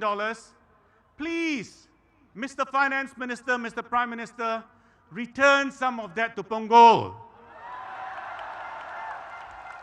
Because that $15 million was not raised but through GST or other taxes. It is brought to Singapore by the voters of Punggol GRC. And the only right and fair thing to do is to use some part of that to build covered walkways and everything else that Punggol residents tell us is a priority to be done. So DPM Gun, really you don't have to talk to your good friend. We have a solution here. Now next, ask yourself this. If the PAP is so confident that they have won the trust of Punggol residents and delivered, why did they have to parachute in DPM Gun at the very last minute? No, wait, no booing, please. It's a serious question. You remember, I have said publicly in my interview to the Straits Times that I do not want to be parachuted in anywhere safe, right? Now, I have searched all the news reports, and I have not found anything, any report where DPM Gun has said, I am sick and tired of this safe Choa Chu Kang GRC, and I want to be parachuted in somewhere unsafe. So why did they parachute DPM Gun into Punggol at the last minute? Why are they so insecure? I will tell you why. They know they have not given Punggol GRC residents their all. Our team, will give you our all.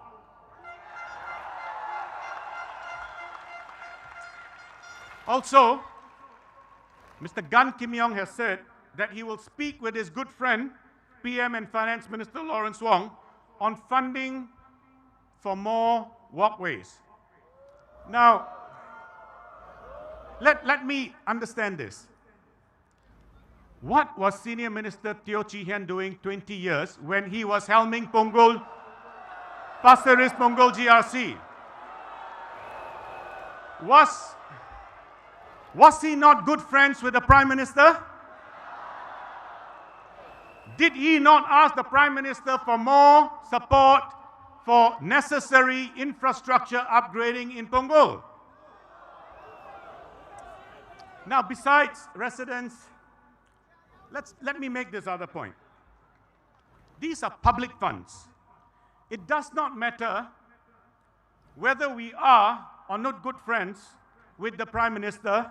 It does not matter whether he accepts our offer to play the guitar and the saxophone together. If the infrastructure is good for residents, we too can ask for it, and that money must be provided because it is your money. Let me next come to the second big point that Punggol residents have asked us to address. Isn't there a risk, they say, that we might lose DPM Gun if we vote for the Workers' Party?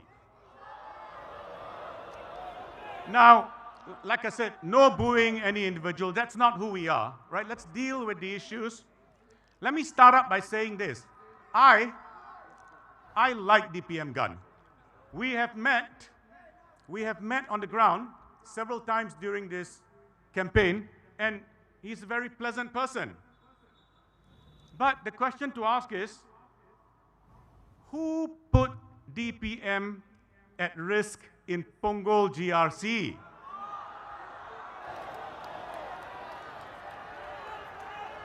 Meanwhile,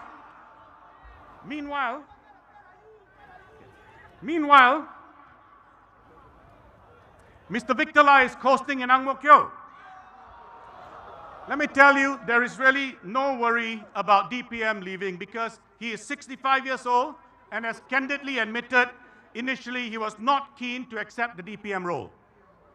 So we can thank DPM Gun for his service, but he reflects the past, not the future. Second, DPM Gun can still continue to contribute to Singapore even if he's not a political office holder. Remember Mr. Ng Chee Meng? You know, the government can make two roles available for Mr. Ng Chee Meng and DPM Gun after this election, and they can keep each other company.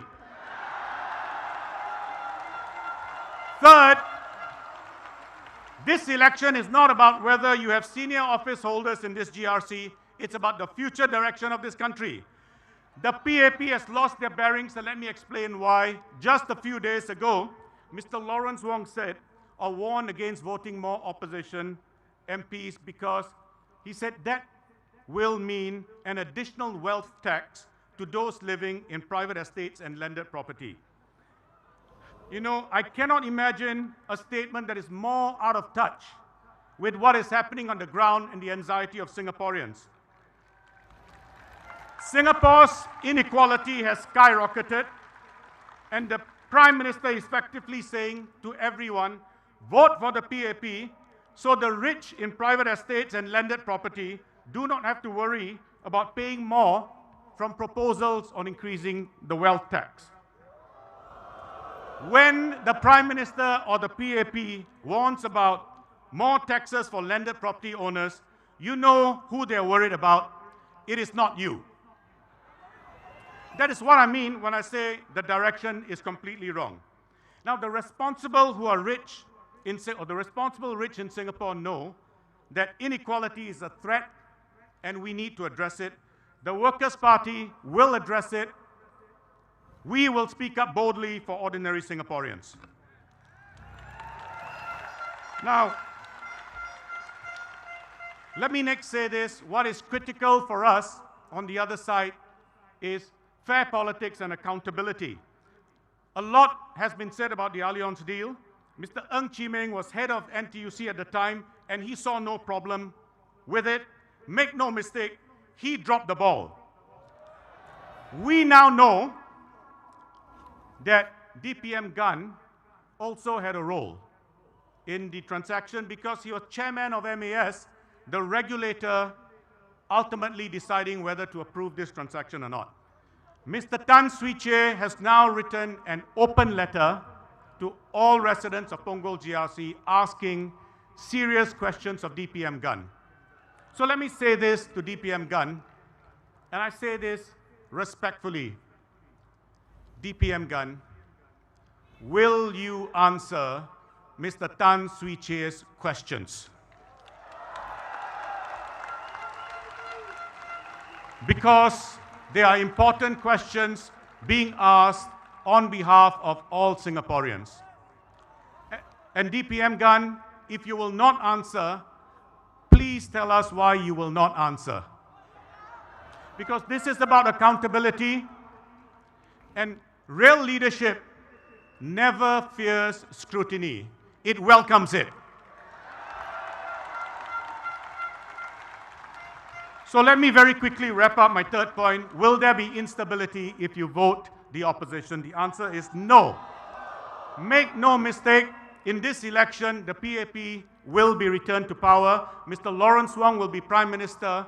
He will be supported by the civil service, and President Tharman is there as the final check. And you will have a strong, loyal opposition, one loyal to Singaporeans. That, my friends, that does not weaken Singapore. That makes Singapore stronger. True stability comes from confidence, not from controlling 90% of Parliament. Now, your vote is going to be an important signal to the government. They will be looking at two things. What is the PAP's vote in this election? Will it go below 60%? And if so, how much? 58, 57, 56? And they will be looking at how many more GRCs and SMCs does the Workers' Party and other opposition MPs secure. That is your strongest message to the government about what they need to do. Use that power.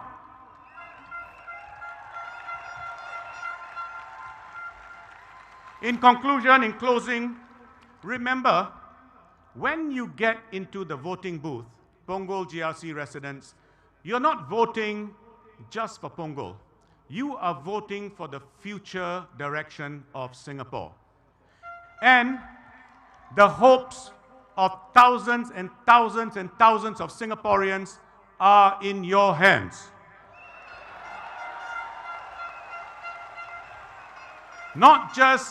And you'll be voting not just for present generations, but generations unborn who will thank you if you open up Singapore to the Workers' Party with a stronger presence in Parliament.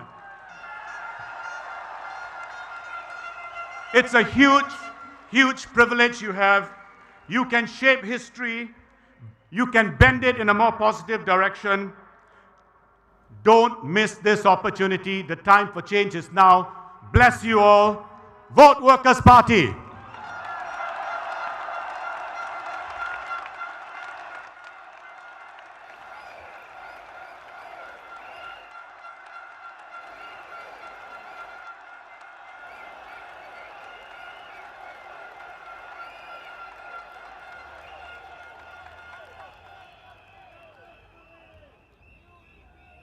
Okay, thank you, Harpreet. Okay, next up, our SecGen and a leader for all Singaporeans, Mr. Pritam Singh.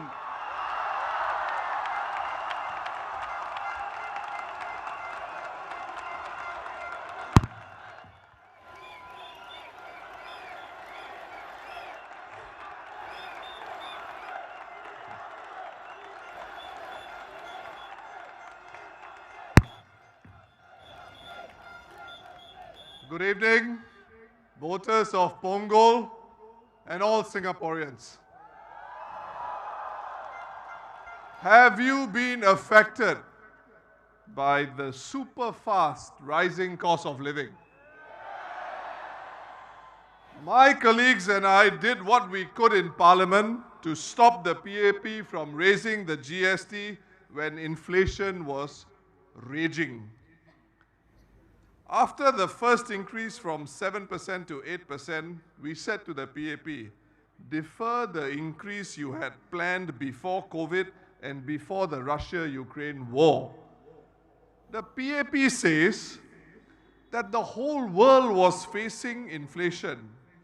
Yes, it's true that inflation worsened as we exited COVID and galloped further ahead with the Russia-Ukraine war. But which ruling party anywhere in the world increased goods and services taxes when the winds of inflation were raging the strongest? Which government turbocharged inflation with a consumption tax hike? Nobody did except the PAP. The PAP says there will be increases in healthcare, expenditure and other costs, and revenue is needed. Yes, both a growing population and an aging population mean higher government spending. But let me ask you, could the GST increase have been postponed? Of course it could have been postponed. After COVID, there was a political window to defer raising GST and give Singaporeans some breathing space. But when the Workers' Party questioned the PAP in Parliament during the budget debate this year, the Prime Minister responded to my speech asking, how did the PAP turbocharge inflation? Doesn't he know? The Monetary Authority of Singapore, which is under the Prime Minister's office, told Parliament in 2024 that a GST hike could increase inflation by up to 40%. Isn't that turbocharging? Singaporeans have had to tighten our belts due to the worst inflation we have seen in decades. Everything is more expensive. Even these elections are more expensive. In 2020, each candidate could spend $4 per voter. Now, the elections department has increased this to $5 per voter. 25% more. Not 2% more, huh? Food prices in hawker centers have increased by just as much, if not more. Many Singaporeans rely on CPF retirement payouts because they have stopped working. These payouts do not increase with inflation, and so our seniors are hard hit. The real tragedy is the PAP had enough fiscal room to avoid making things worse for Singaporeans. For this past parliamentary term, we know that the government had a surplus of more than $14 billion. With such a surplus, will the PAP now have the courage to admit that the decision to raise the GST in 2023 and 2024 was poorly timed? There is still time for the PAP to admit to this and apologize. Polling day is on Saturday. Still got time.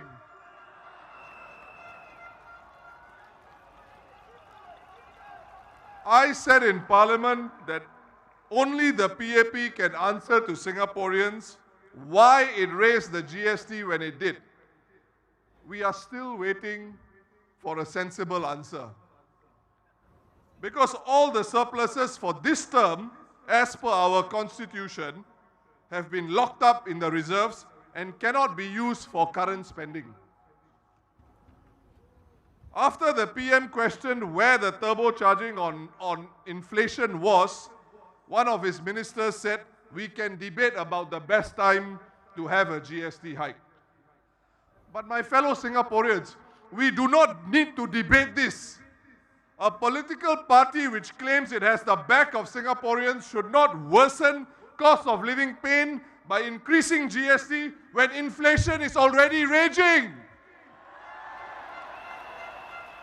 No government in the world will do this if it has got the back of its citizens. And to rub salt into the wound, one PAP MP in Parliament, in supporting the PAP GST hike, said that while, and I quote, "we do not like any pain at all, a little pain is necessary because it is what makes us alert, it is what keeps us alive."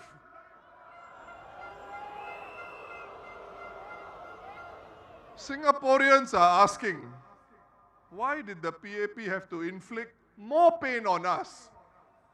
We are already in pain because of global inflation. Why must you make things worse? But even as we wait long for a satisfactory answer, we must ask a fundamental question. All of us must ask a fundamental question. How does the PAP get away with such decisions, such as increasing GST at such a bad time? The answer is simple.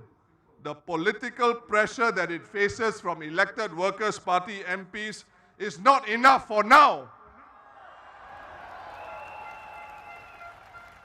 So you might reasonably ask, if Workers' Party MPs were not able to stop the GST increases, why elect us? Let me give you two reasons. One reason is this: the PAP cares deeply about its percentage of votes and the number of seats it wins. Vote share and seats are how PAP politicians judge each other. These are the PAP's KPIs. You as the voter can tell the PAP what you want by voting for the Workers' Party. When the PAP loses votes and seats to the Workers' Party, it has to take corrective action. It will think twice or even 3 times before further raising the GST or implementing other policies that people object to. Or at the very least, the PAP will consider the timing of their policies much more carefully. That would be an excellent outcome for Singapore.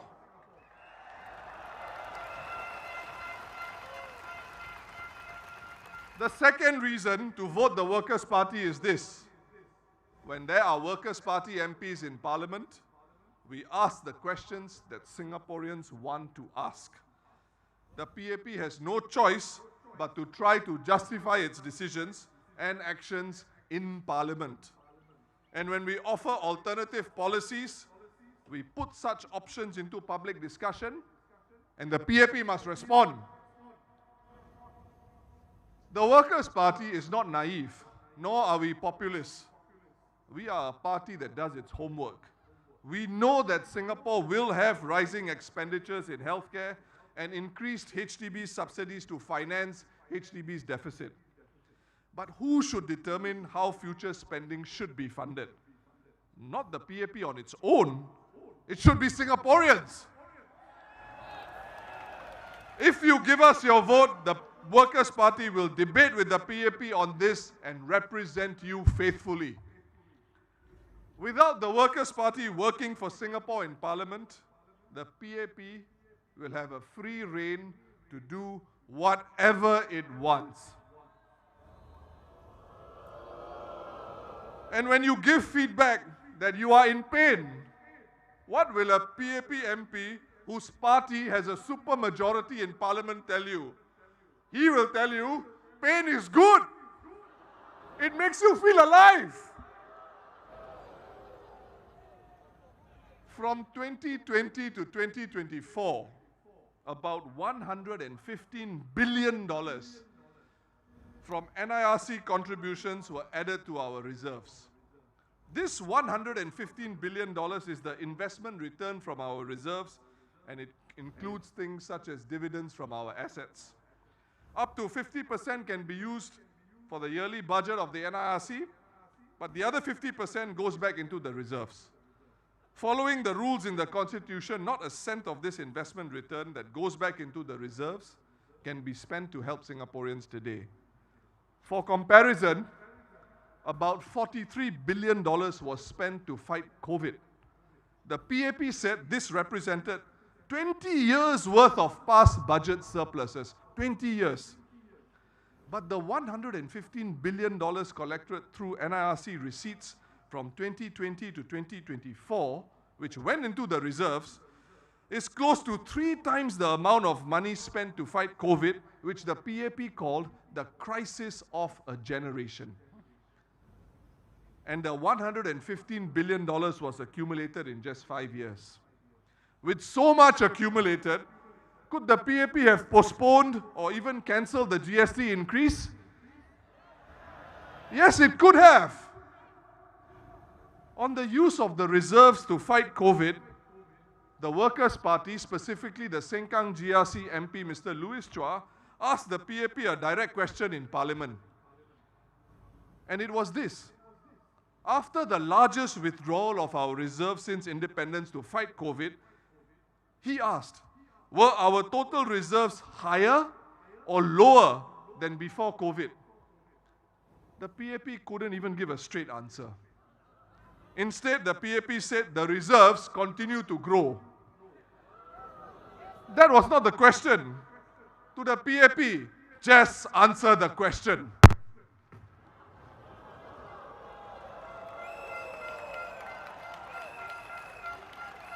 Now let's be clear.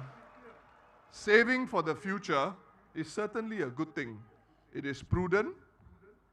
But in Singapore, with more than 80% of land in government hands, Singaporeans should never be shy to ponder and ask, how much is enough for the reserves? Under what circumstances should or can we use it to look after our people? We live in a country where CPF retirement payouts are not inflation indexed, and where parents wonder if their children will be able to afford HDB flats, much less private property. We must continue to question, in good faith, whether we are overburdening the current generations, even as we look to secure Singapore for future generations.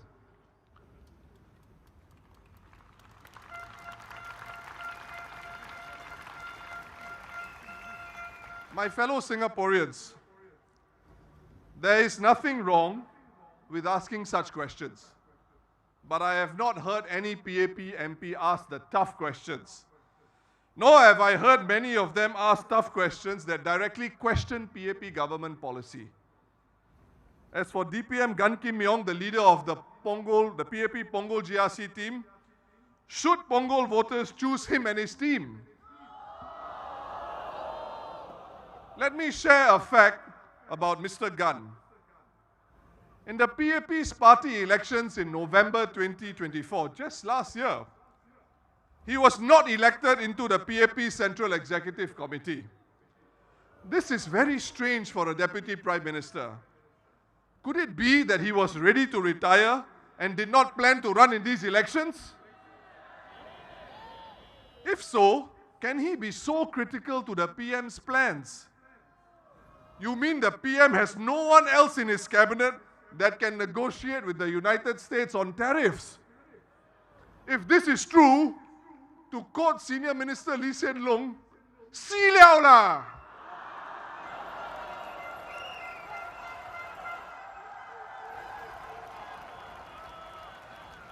Remember what happened to DPM Heng when he abandoned Tampines GRC at the last minute to contest East Coast GRC in GE 2020. He was supposed to be our next Prime Minister, all lined up, ready to take off. But then the PAP tells us, sorry, runway too short. Beside poe. DPM Heng has now retired from politics, but I am sure he will continue to contribute to Singapore. Voters of Punggol, Mr. Gan Kim Yong is older than the now retired DPM Heng. If elected, in my view, he's going to be a one-term MP. DPM Gan says he and the PM are friends. I am sorry, Ponggol, but I cannot say that the Prime Minister and I are friends.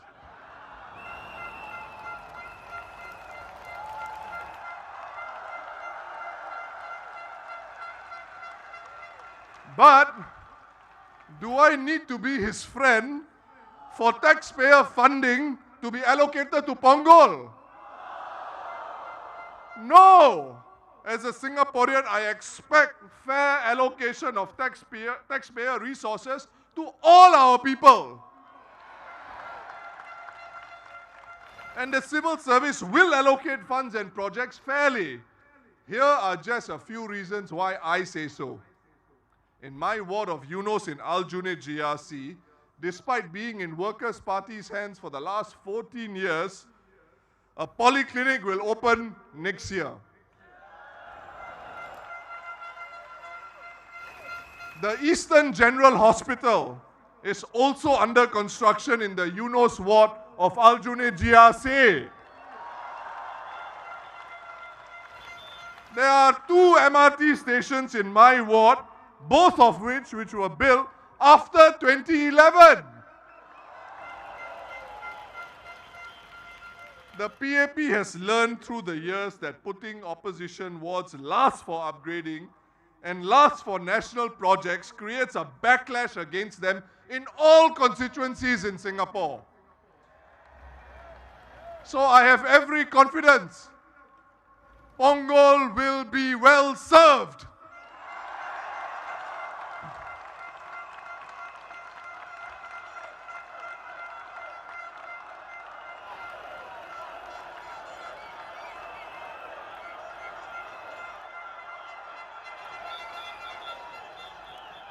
And if not, I invite the PAP Ponggol team to list for the people of Ponggol which projects and which initiatives you will cancel if you lose Ponggol GRC.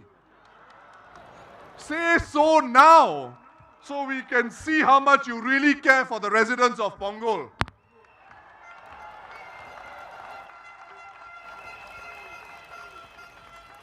What about in Parliament? Which candidates will make a greater difference for you? 3 of the PAP Ponggol candidates are political office holders, as the leader of the WP Ponggol team, Mr. Harpreet Singh, has shared. 3 of them being political office holders, do you think they can question the government? They are the government. Who will ask the hard questions in Parliament if there are concerns from Ponggol residents? Only the WP Ponggol candidates. Now, in my party political broadcast that was televised last week, I shared that in March 2023, despite their super majority, the PAP almost could not pass an amendment to our constitution in Parliament. Lucky for them, there were Workers' Party MPs around.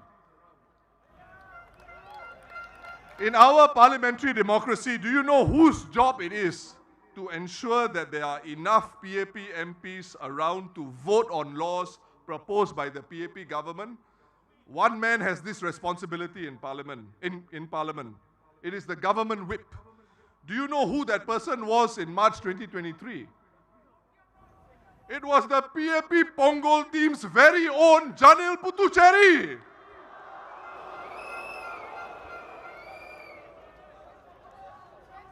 As all NS men know, you must always check strength. You must make sure no soldier is left behind. This is drummed into SAF commanders when they are NSFs. But in March 2023, Janil Puthucheary did not ensure there were enough PAP MPs around to vote for a PAP government's constitutional amendment. But lucky for him, the Workers' Party MPs were present and ready to work for Singapore.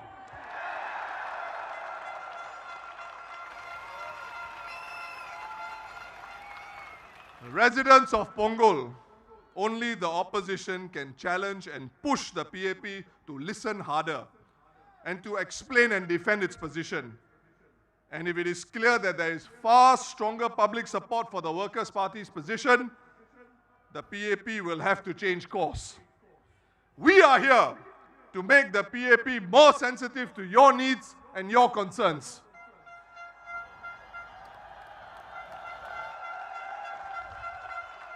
A PAP MP will simply defend the PAP at all costs. In the previous term of government, one PAP MP, in order to promote skills upgrading, proposed that university degrees should expire after 5 years. How do the PAP MPs come up with such proposals? I think their super majority, the overconfidence created by having more than 90% of the seats in parliament, is the reason why. Let's just unpack this expiring degrees proposal. You mean parents are supposed to spend a bomb on their children's university education only for the degree to expire? And this is after negotiating one of the most stressful education systems in the world. Why should our degrees expire? So that the PAP can push skills upgrading through crazy ideas that don't make sense.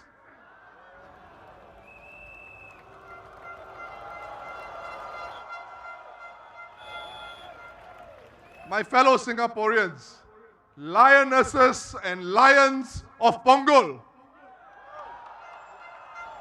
general elections come around only once every 5 years.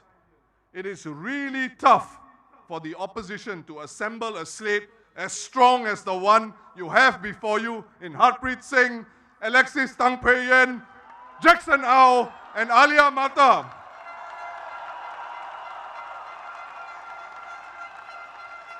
Punggol team, please stand up and let our voters see you.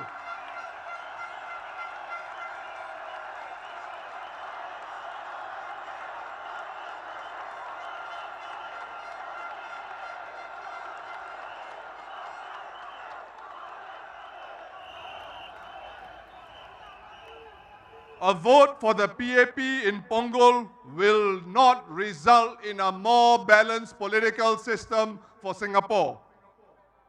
The PAP does not need your vote to form the government, but your vote is really precious for the Workers' Party. We ask you to vote in Singapore's interest and help Singapore achieve a more balanced parliament where your voice is heard.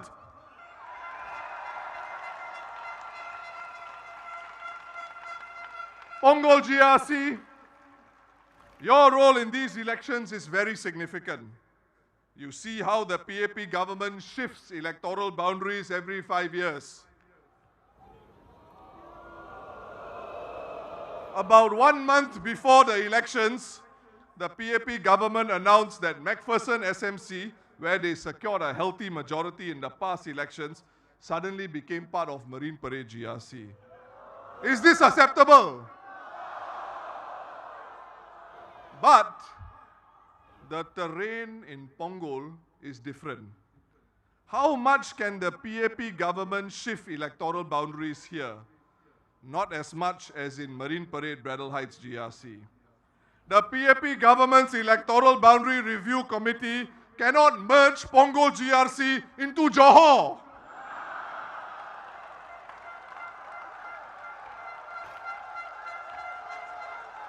By the next elections, Marine Parade Braddell Heights can easily see its boundaries change again in the future. It can become Braddell Heights, Potong Pasir GRC, or Mountbatten SMC can be brought into Marine Parade Braddell Heights GRC. Who knows? These changes may harm the Workers' Party's chances of building a more balanced political system.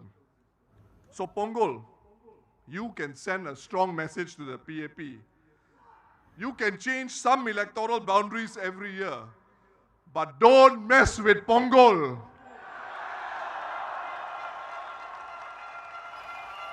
Don't mess with Singaporeans. My dear voters of Punggol, if you vote the Workers' Party, you will be doing an incredible service to the nation. Service based on justice and equality. You will show the PAP the limits and futility of redrawing boundaries and announcing them just 1 or 2 months before general elections. This will hit the PAP government hard, right between the eyes. But if you vote for the Workers' Party, it will also be in line with PM Lawrence Wong's Forward Singapore vision of a new social compact with Singaporeans. One where all of us matter equally. Punggol, your mission, should you choose to accept it, will benefit not just you, but all Singaporeans who want a fair and accountable electoral boundary review process, so that we remain on track to be a society based on justice and equality. Punggol GRC, elect the Workers' Party candidates. This is not mission impossible, it is mission possible.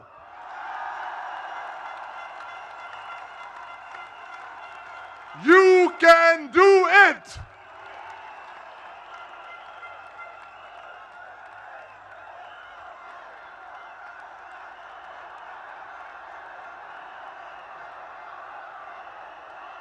Vote for the Workers' Party, working for Singapore. Thank you.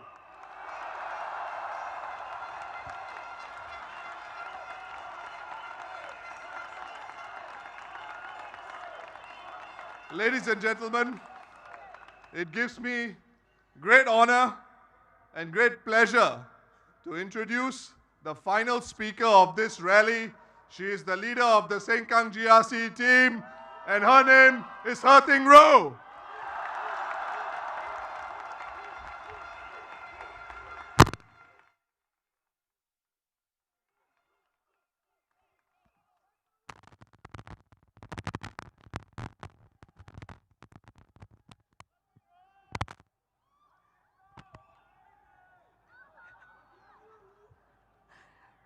Residents of Punggol GRC. Residents.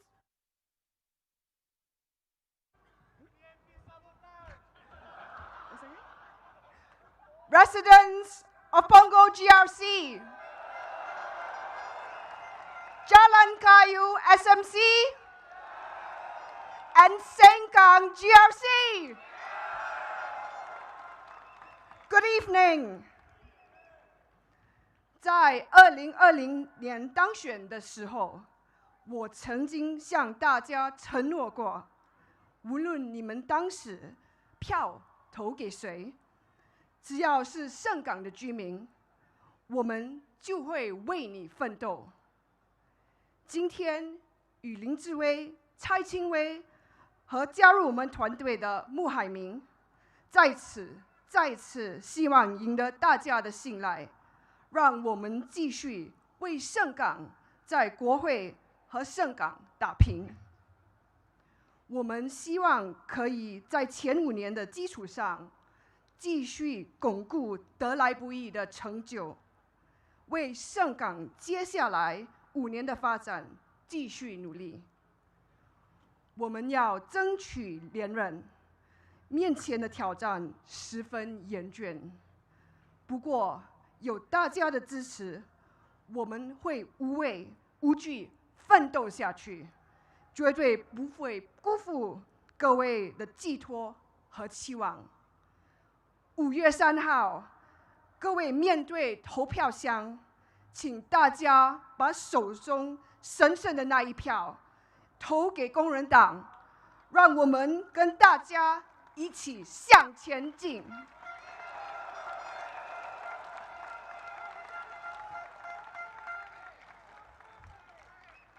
Today, I want to talk about my vision for Singapore. In this changed world, I have a vision for Singapore, a healthier Singapore. A healthier Singapore where our people don't just struggle to keep up, but a Singapore where our people flourish. To build a healthier Singapore, we need a healthier political system, a healthier Singapore where we don't just react to illness, but have space for health to flourish, clean air, healthy food, green spaces, fair wages, and strong communities. A healthier Singapore is also one where our town council can succeed, whether it is opposition run or PAP control.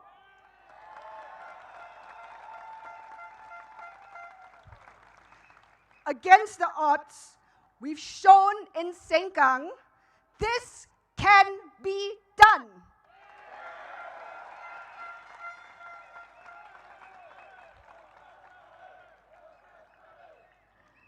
When we were elected MPs after GE 2020, the WP team were faced with a task of taking over a town council from 2 town councils, from 2 different managing agents. We had to harmonize in the midst of disruptions caused by COVID. When both managing agents refused to extend their contracts beyond 2023, we took the difficult decision to directly run SKTC.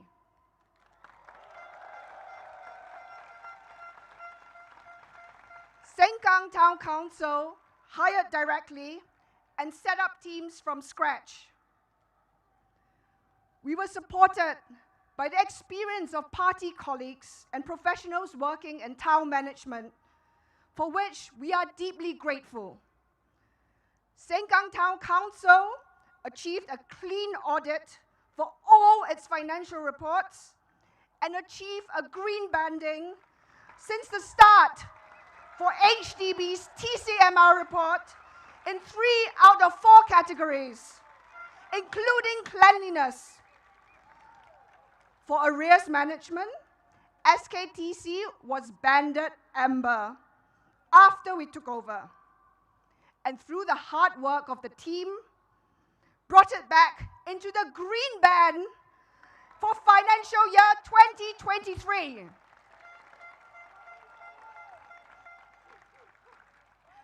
Sengkang Town Council also had a consistent green banding in its governance reports between financial year 2021 to financial year 2023. A healthier Singapore is one where a strong parliament, not just a strong government, puts the well-being of Singaporeans at the heart of its policies. Not one where the few in power decide that they know best for the many. A healthier Singapore is one where we have more voices in Parliament. With more of us in Parliament, we have more time to speak up, more space to scrutinize bad policies, and more weight to push for policies that benefit more Singaporeans.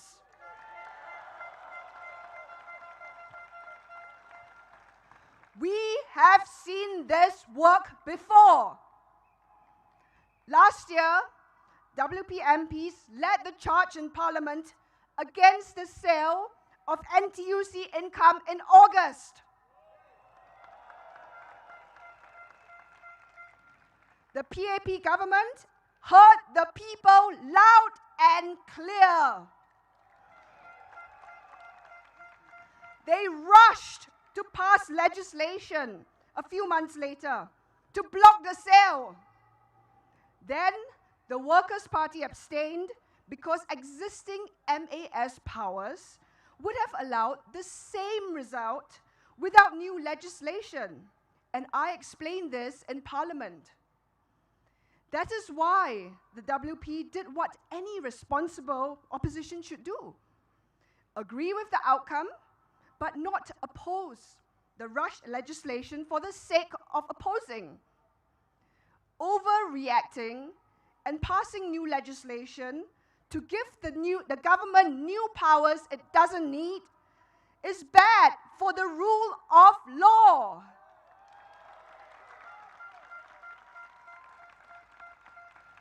And the main takeaway from the botched Allianz deal is this: the government responds to the opposition. It responds to you. But even when the government overreacts, the opposition can be trusted to keep the wheel steady.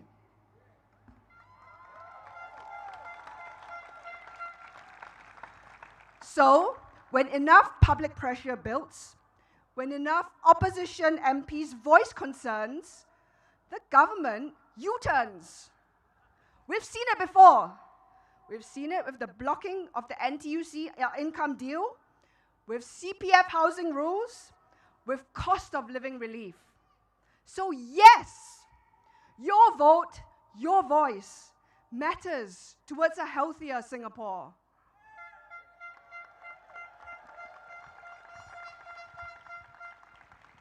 We know the sun doesn't rise because of us, but we can certainly make the PAP wake up its idea.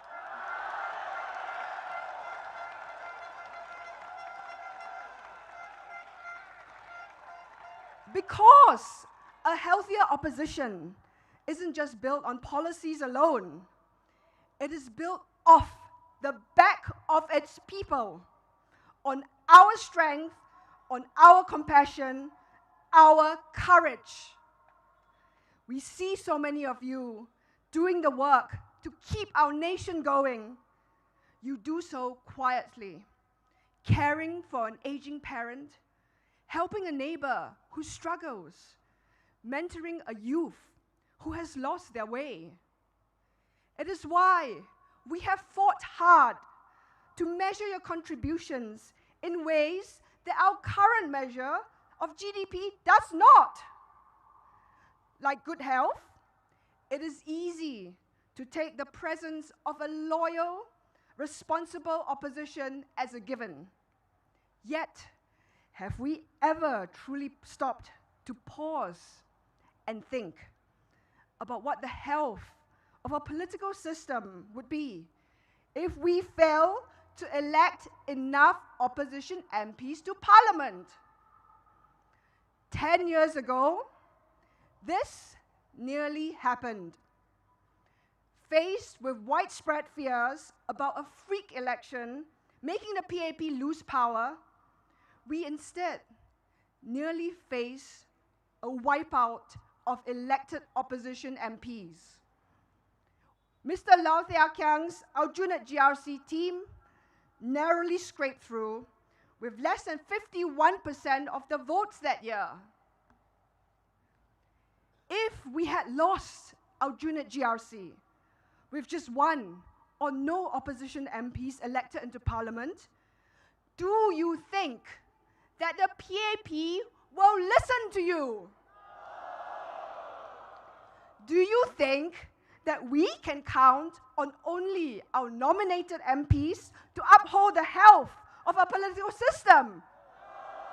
No! Just a few days before Budget 2025, 2 NMPs stepped down because they suddenly thought that they wanted to become elected. And under the PAP banner. Perhaps someone should ask them what they believe elected MPs can do that NMPs cannot. Dear voters, I call on you today, let us not again risk losing elected opposition MPs in Parliament. Instead, vote to build a healthier Singapore, one that sees you, supports you, and works with you. 5 years ago, you made your vote count and elected the Workers' Party Sengkang GRC team into Parliament. Today,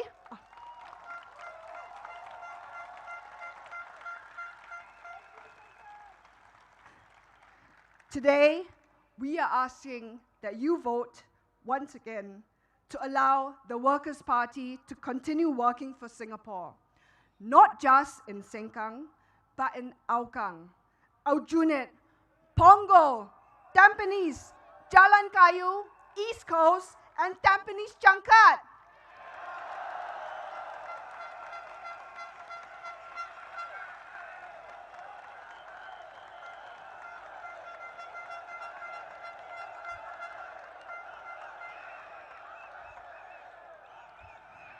Vote for the Workers' Party so that we can, all of us, continue to work together for our beloved country, our Singapore. Let us work to build a stronger, healthier Singapore in order to face the stormy seas together. Thank you.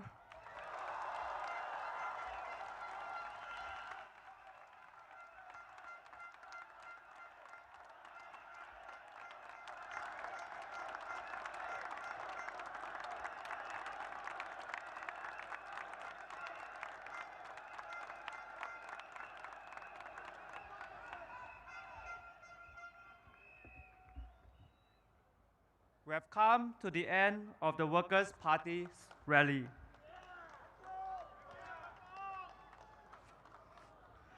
Please look out for our next rally in the news and in our social media. At this point, we would like to advise everyone to disperse in an orderly and safe manner via the 2 exits. Please do take guidance from the police and the signages. 感谢大家的热情参与，今晚的群众大会到此结束，请大家有秩序、安全离开场地。大选期间，我们也将在其他选区举办群众大会，我们会把日期、时间和地点发到工人党的社交媒体账号，请您关注且留意。谢谢大家。Thank you. Please have a safe trip home. Take photo.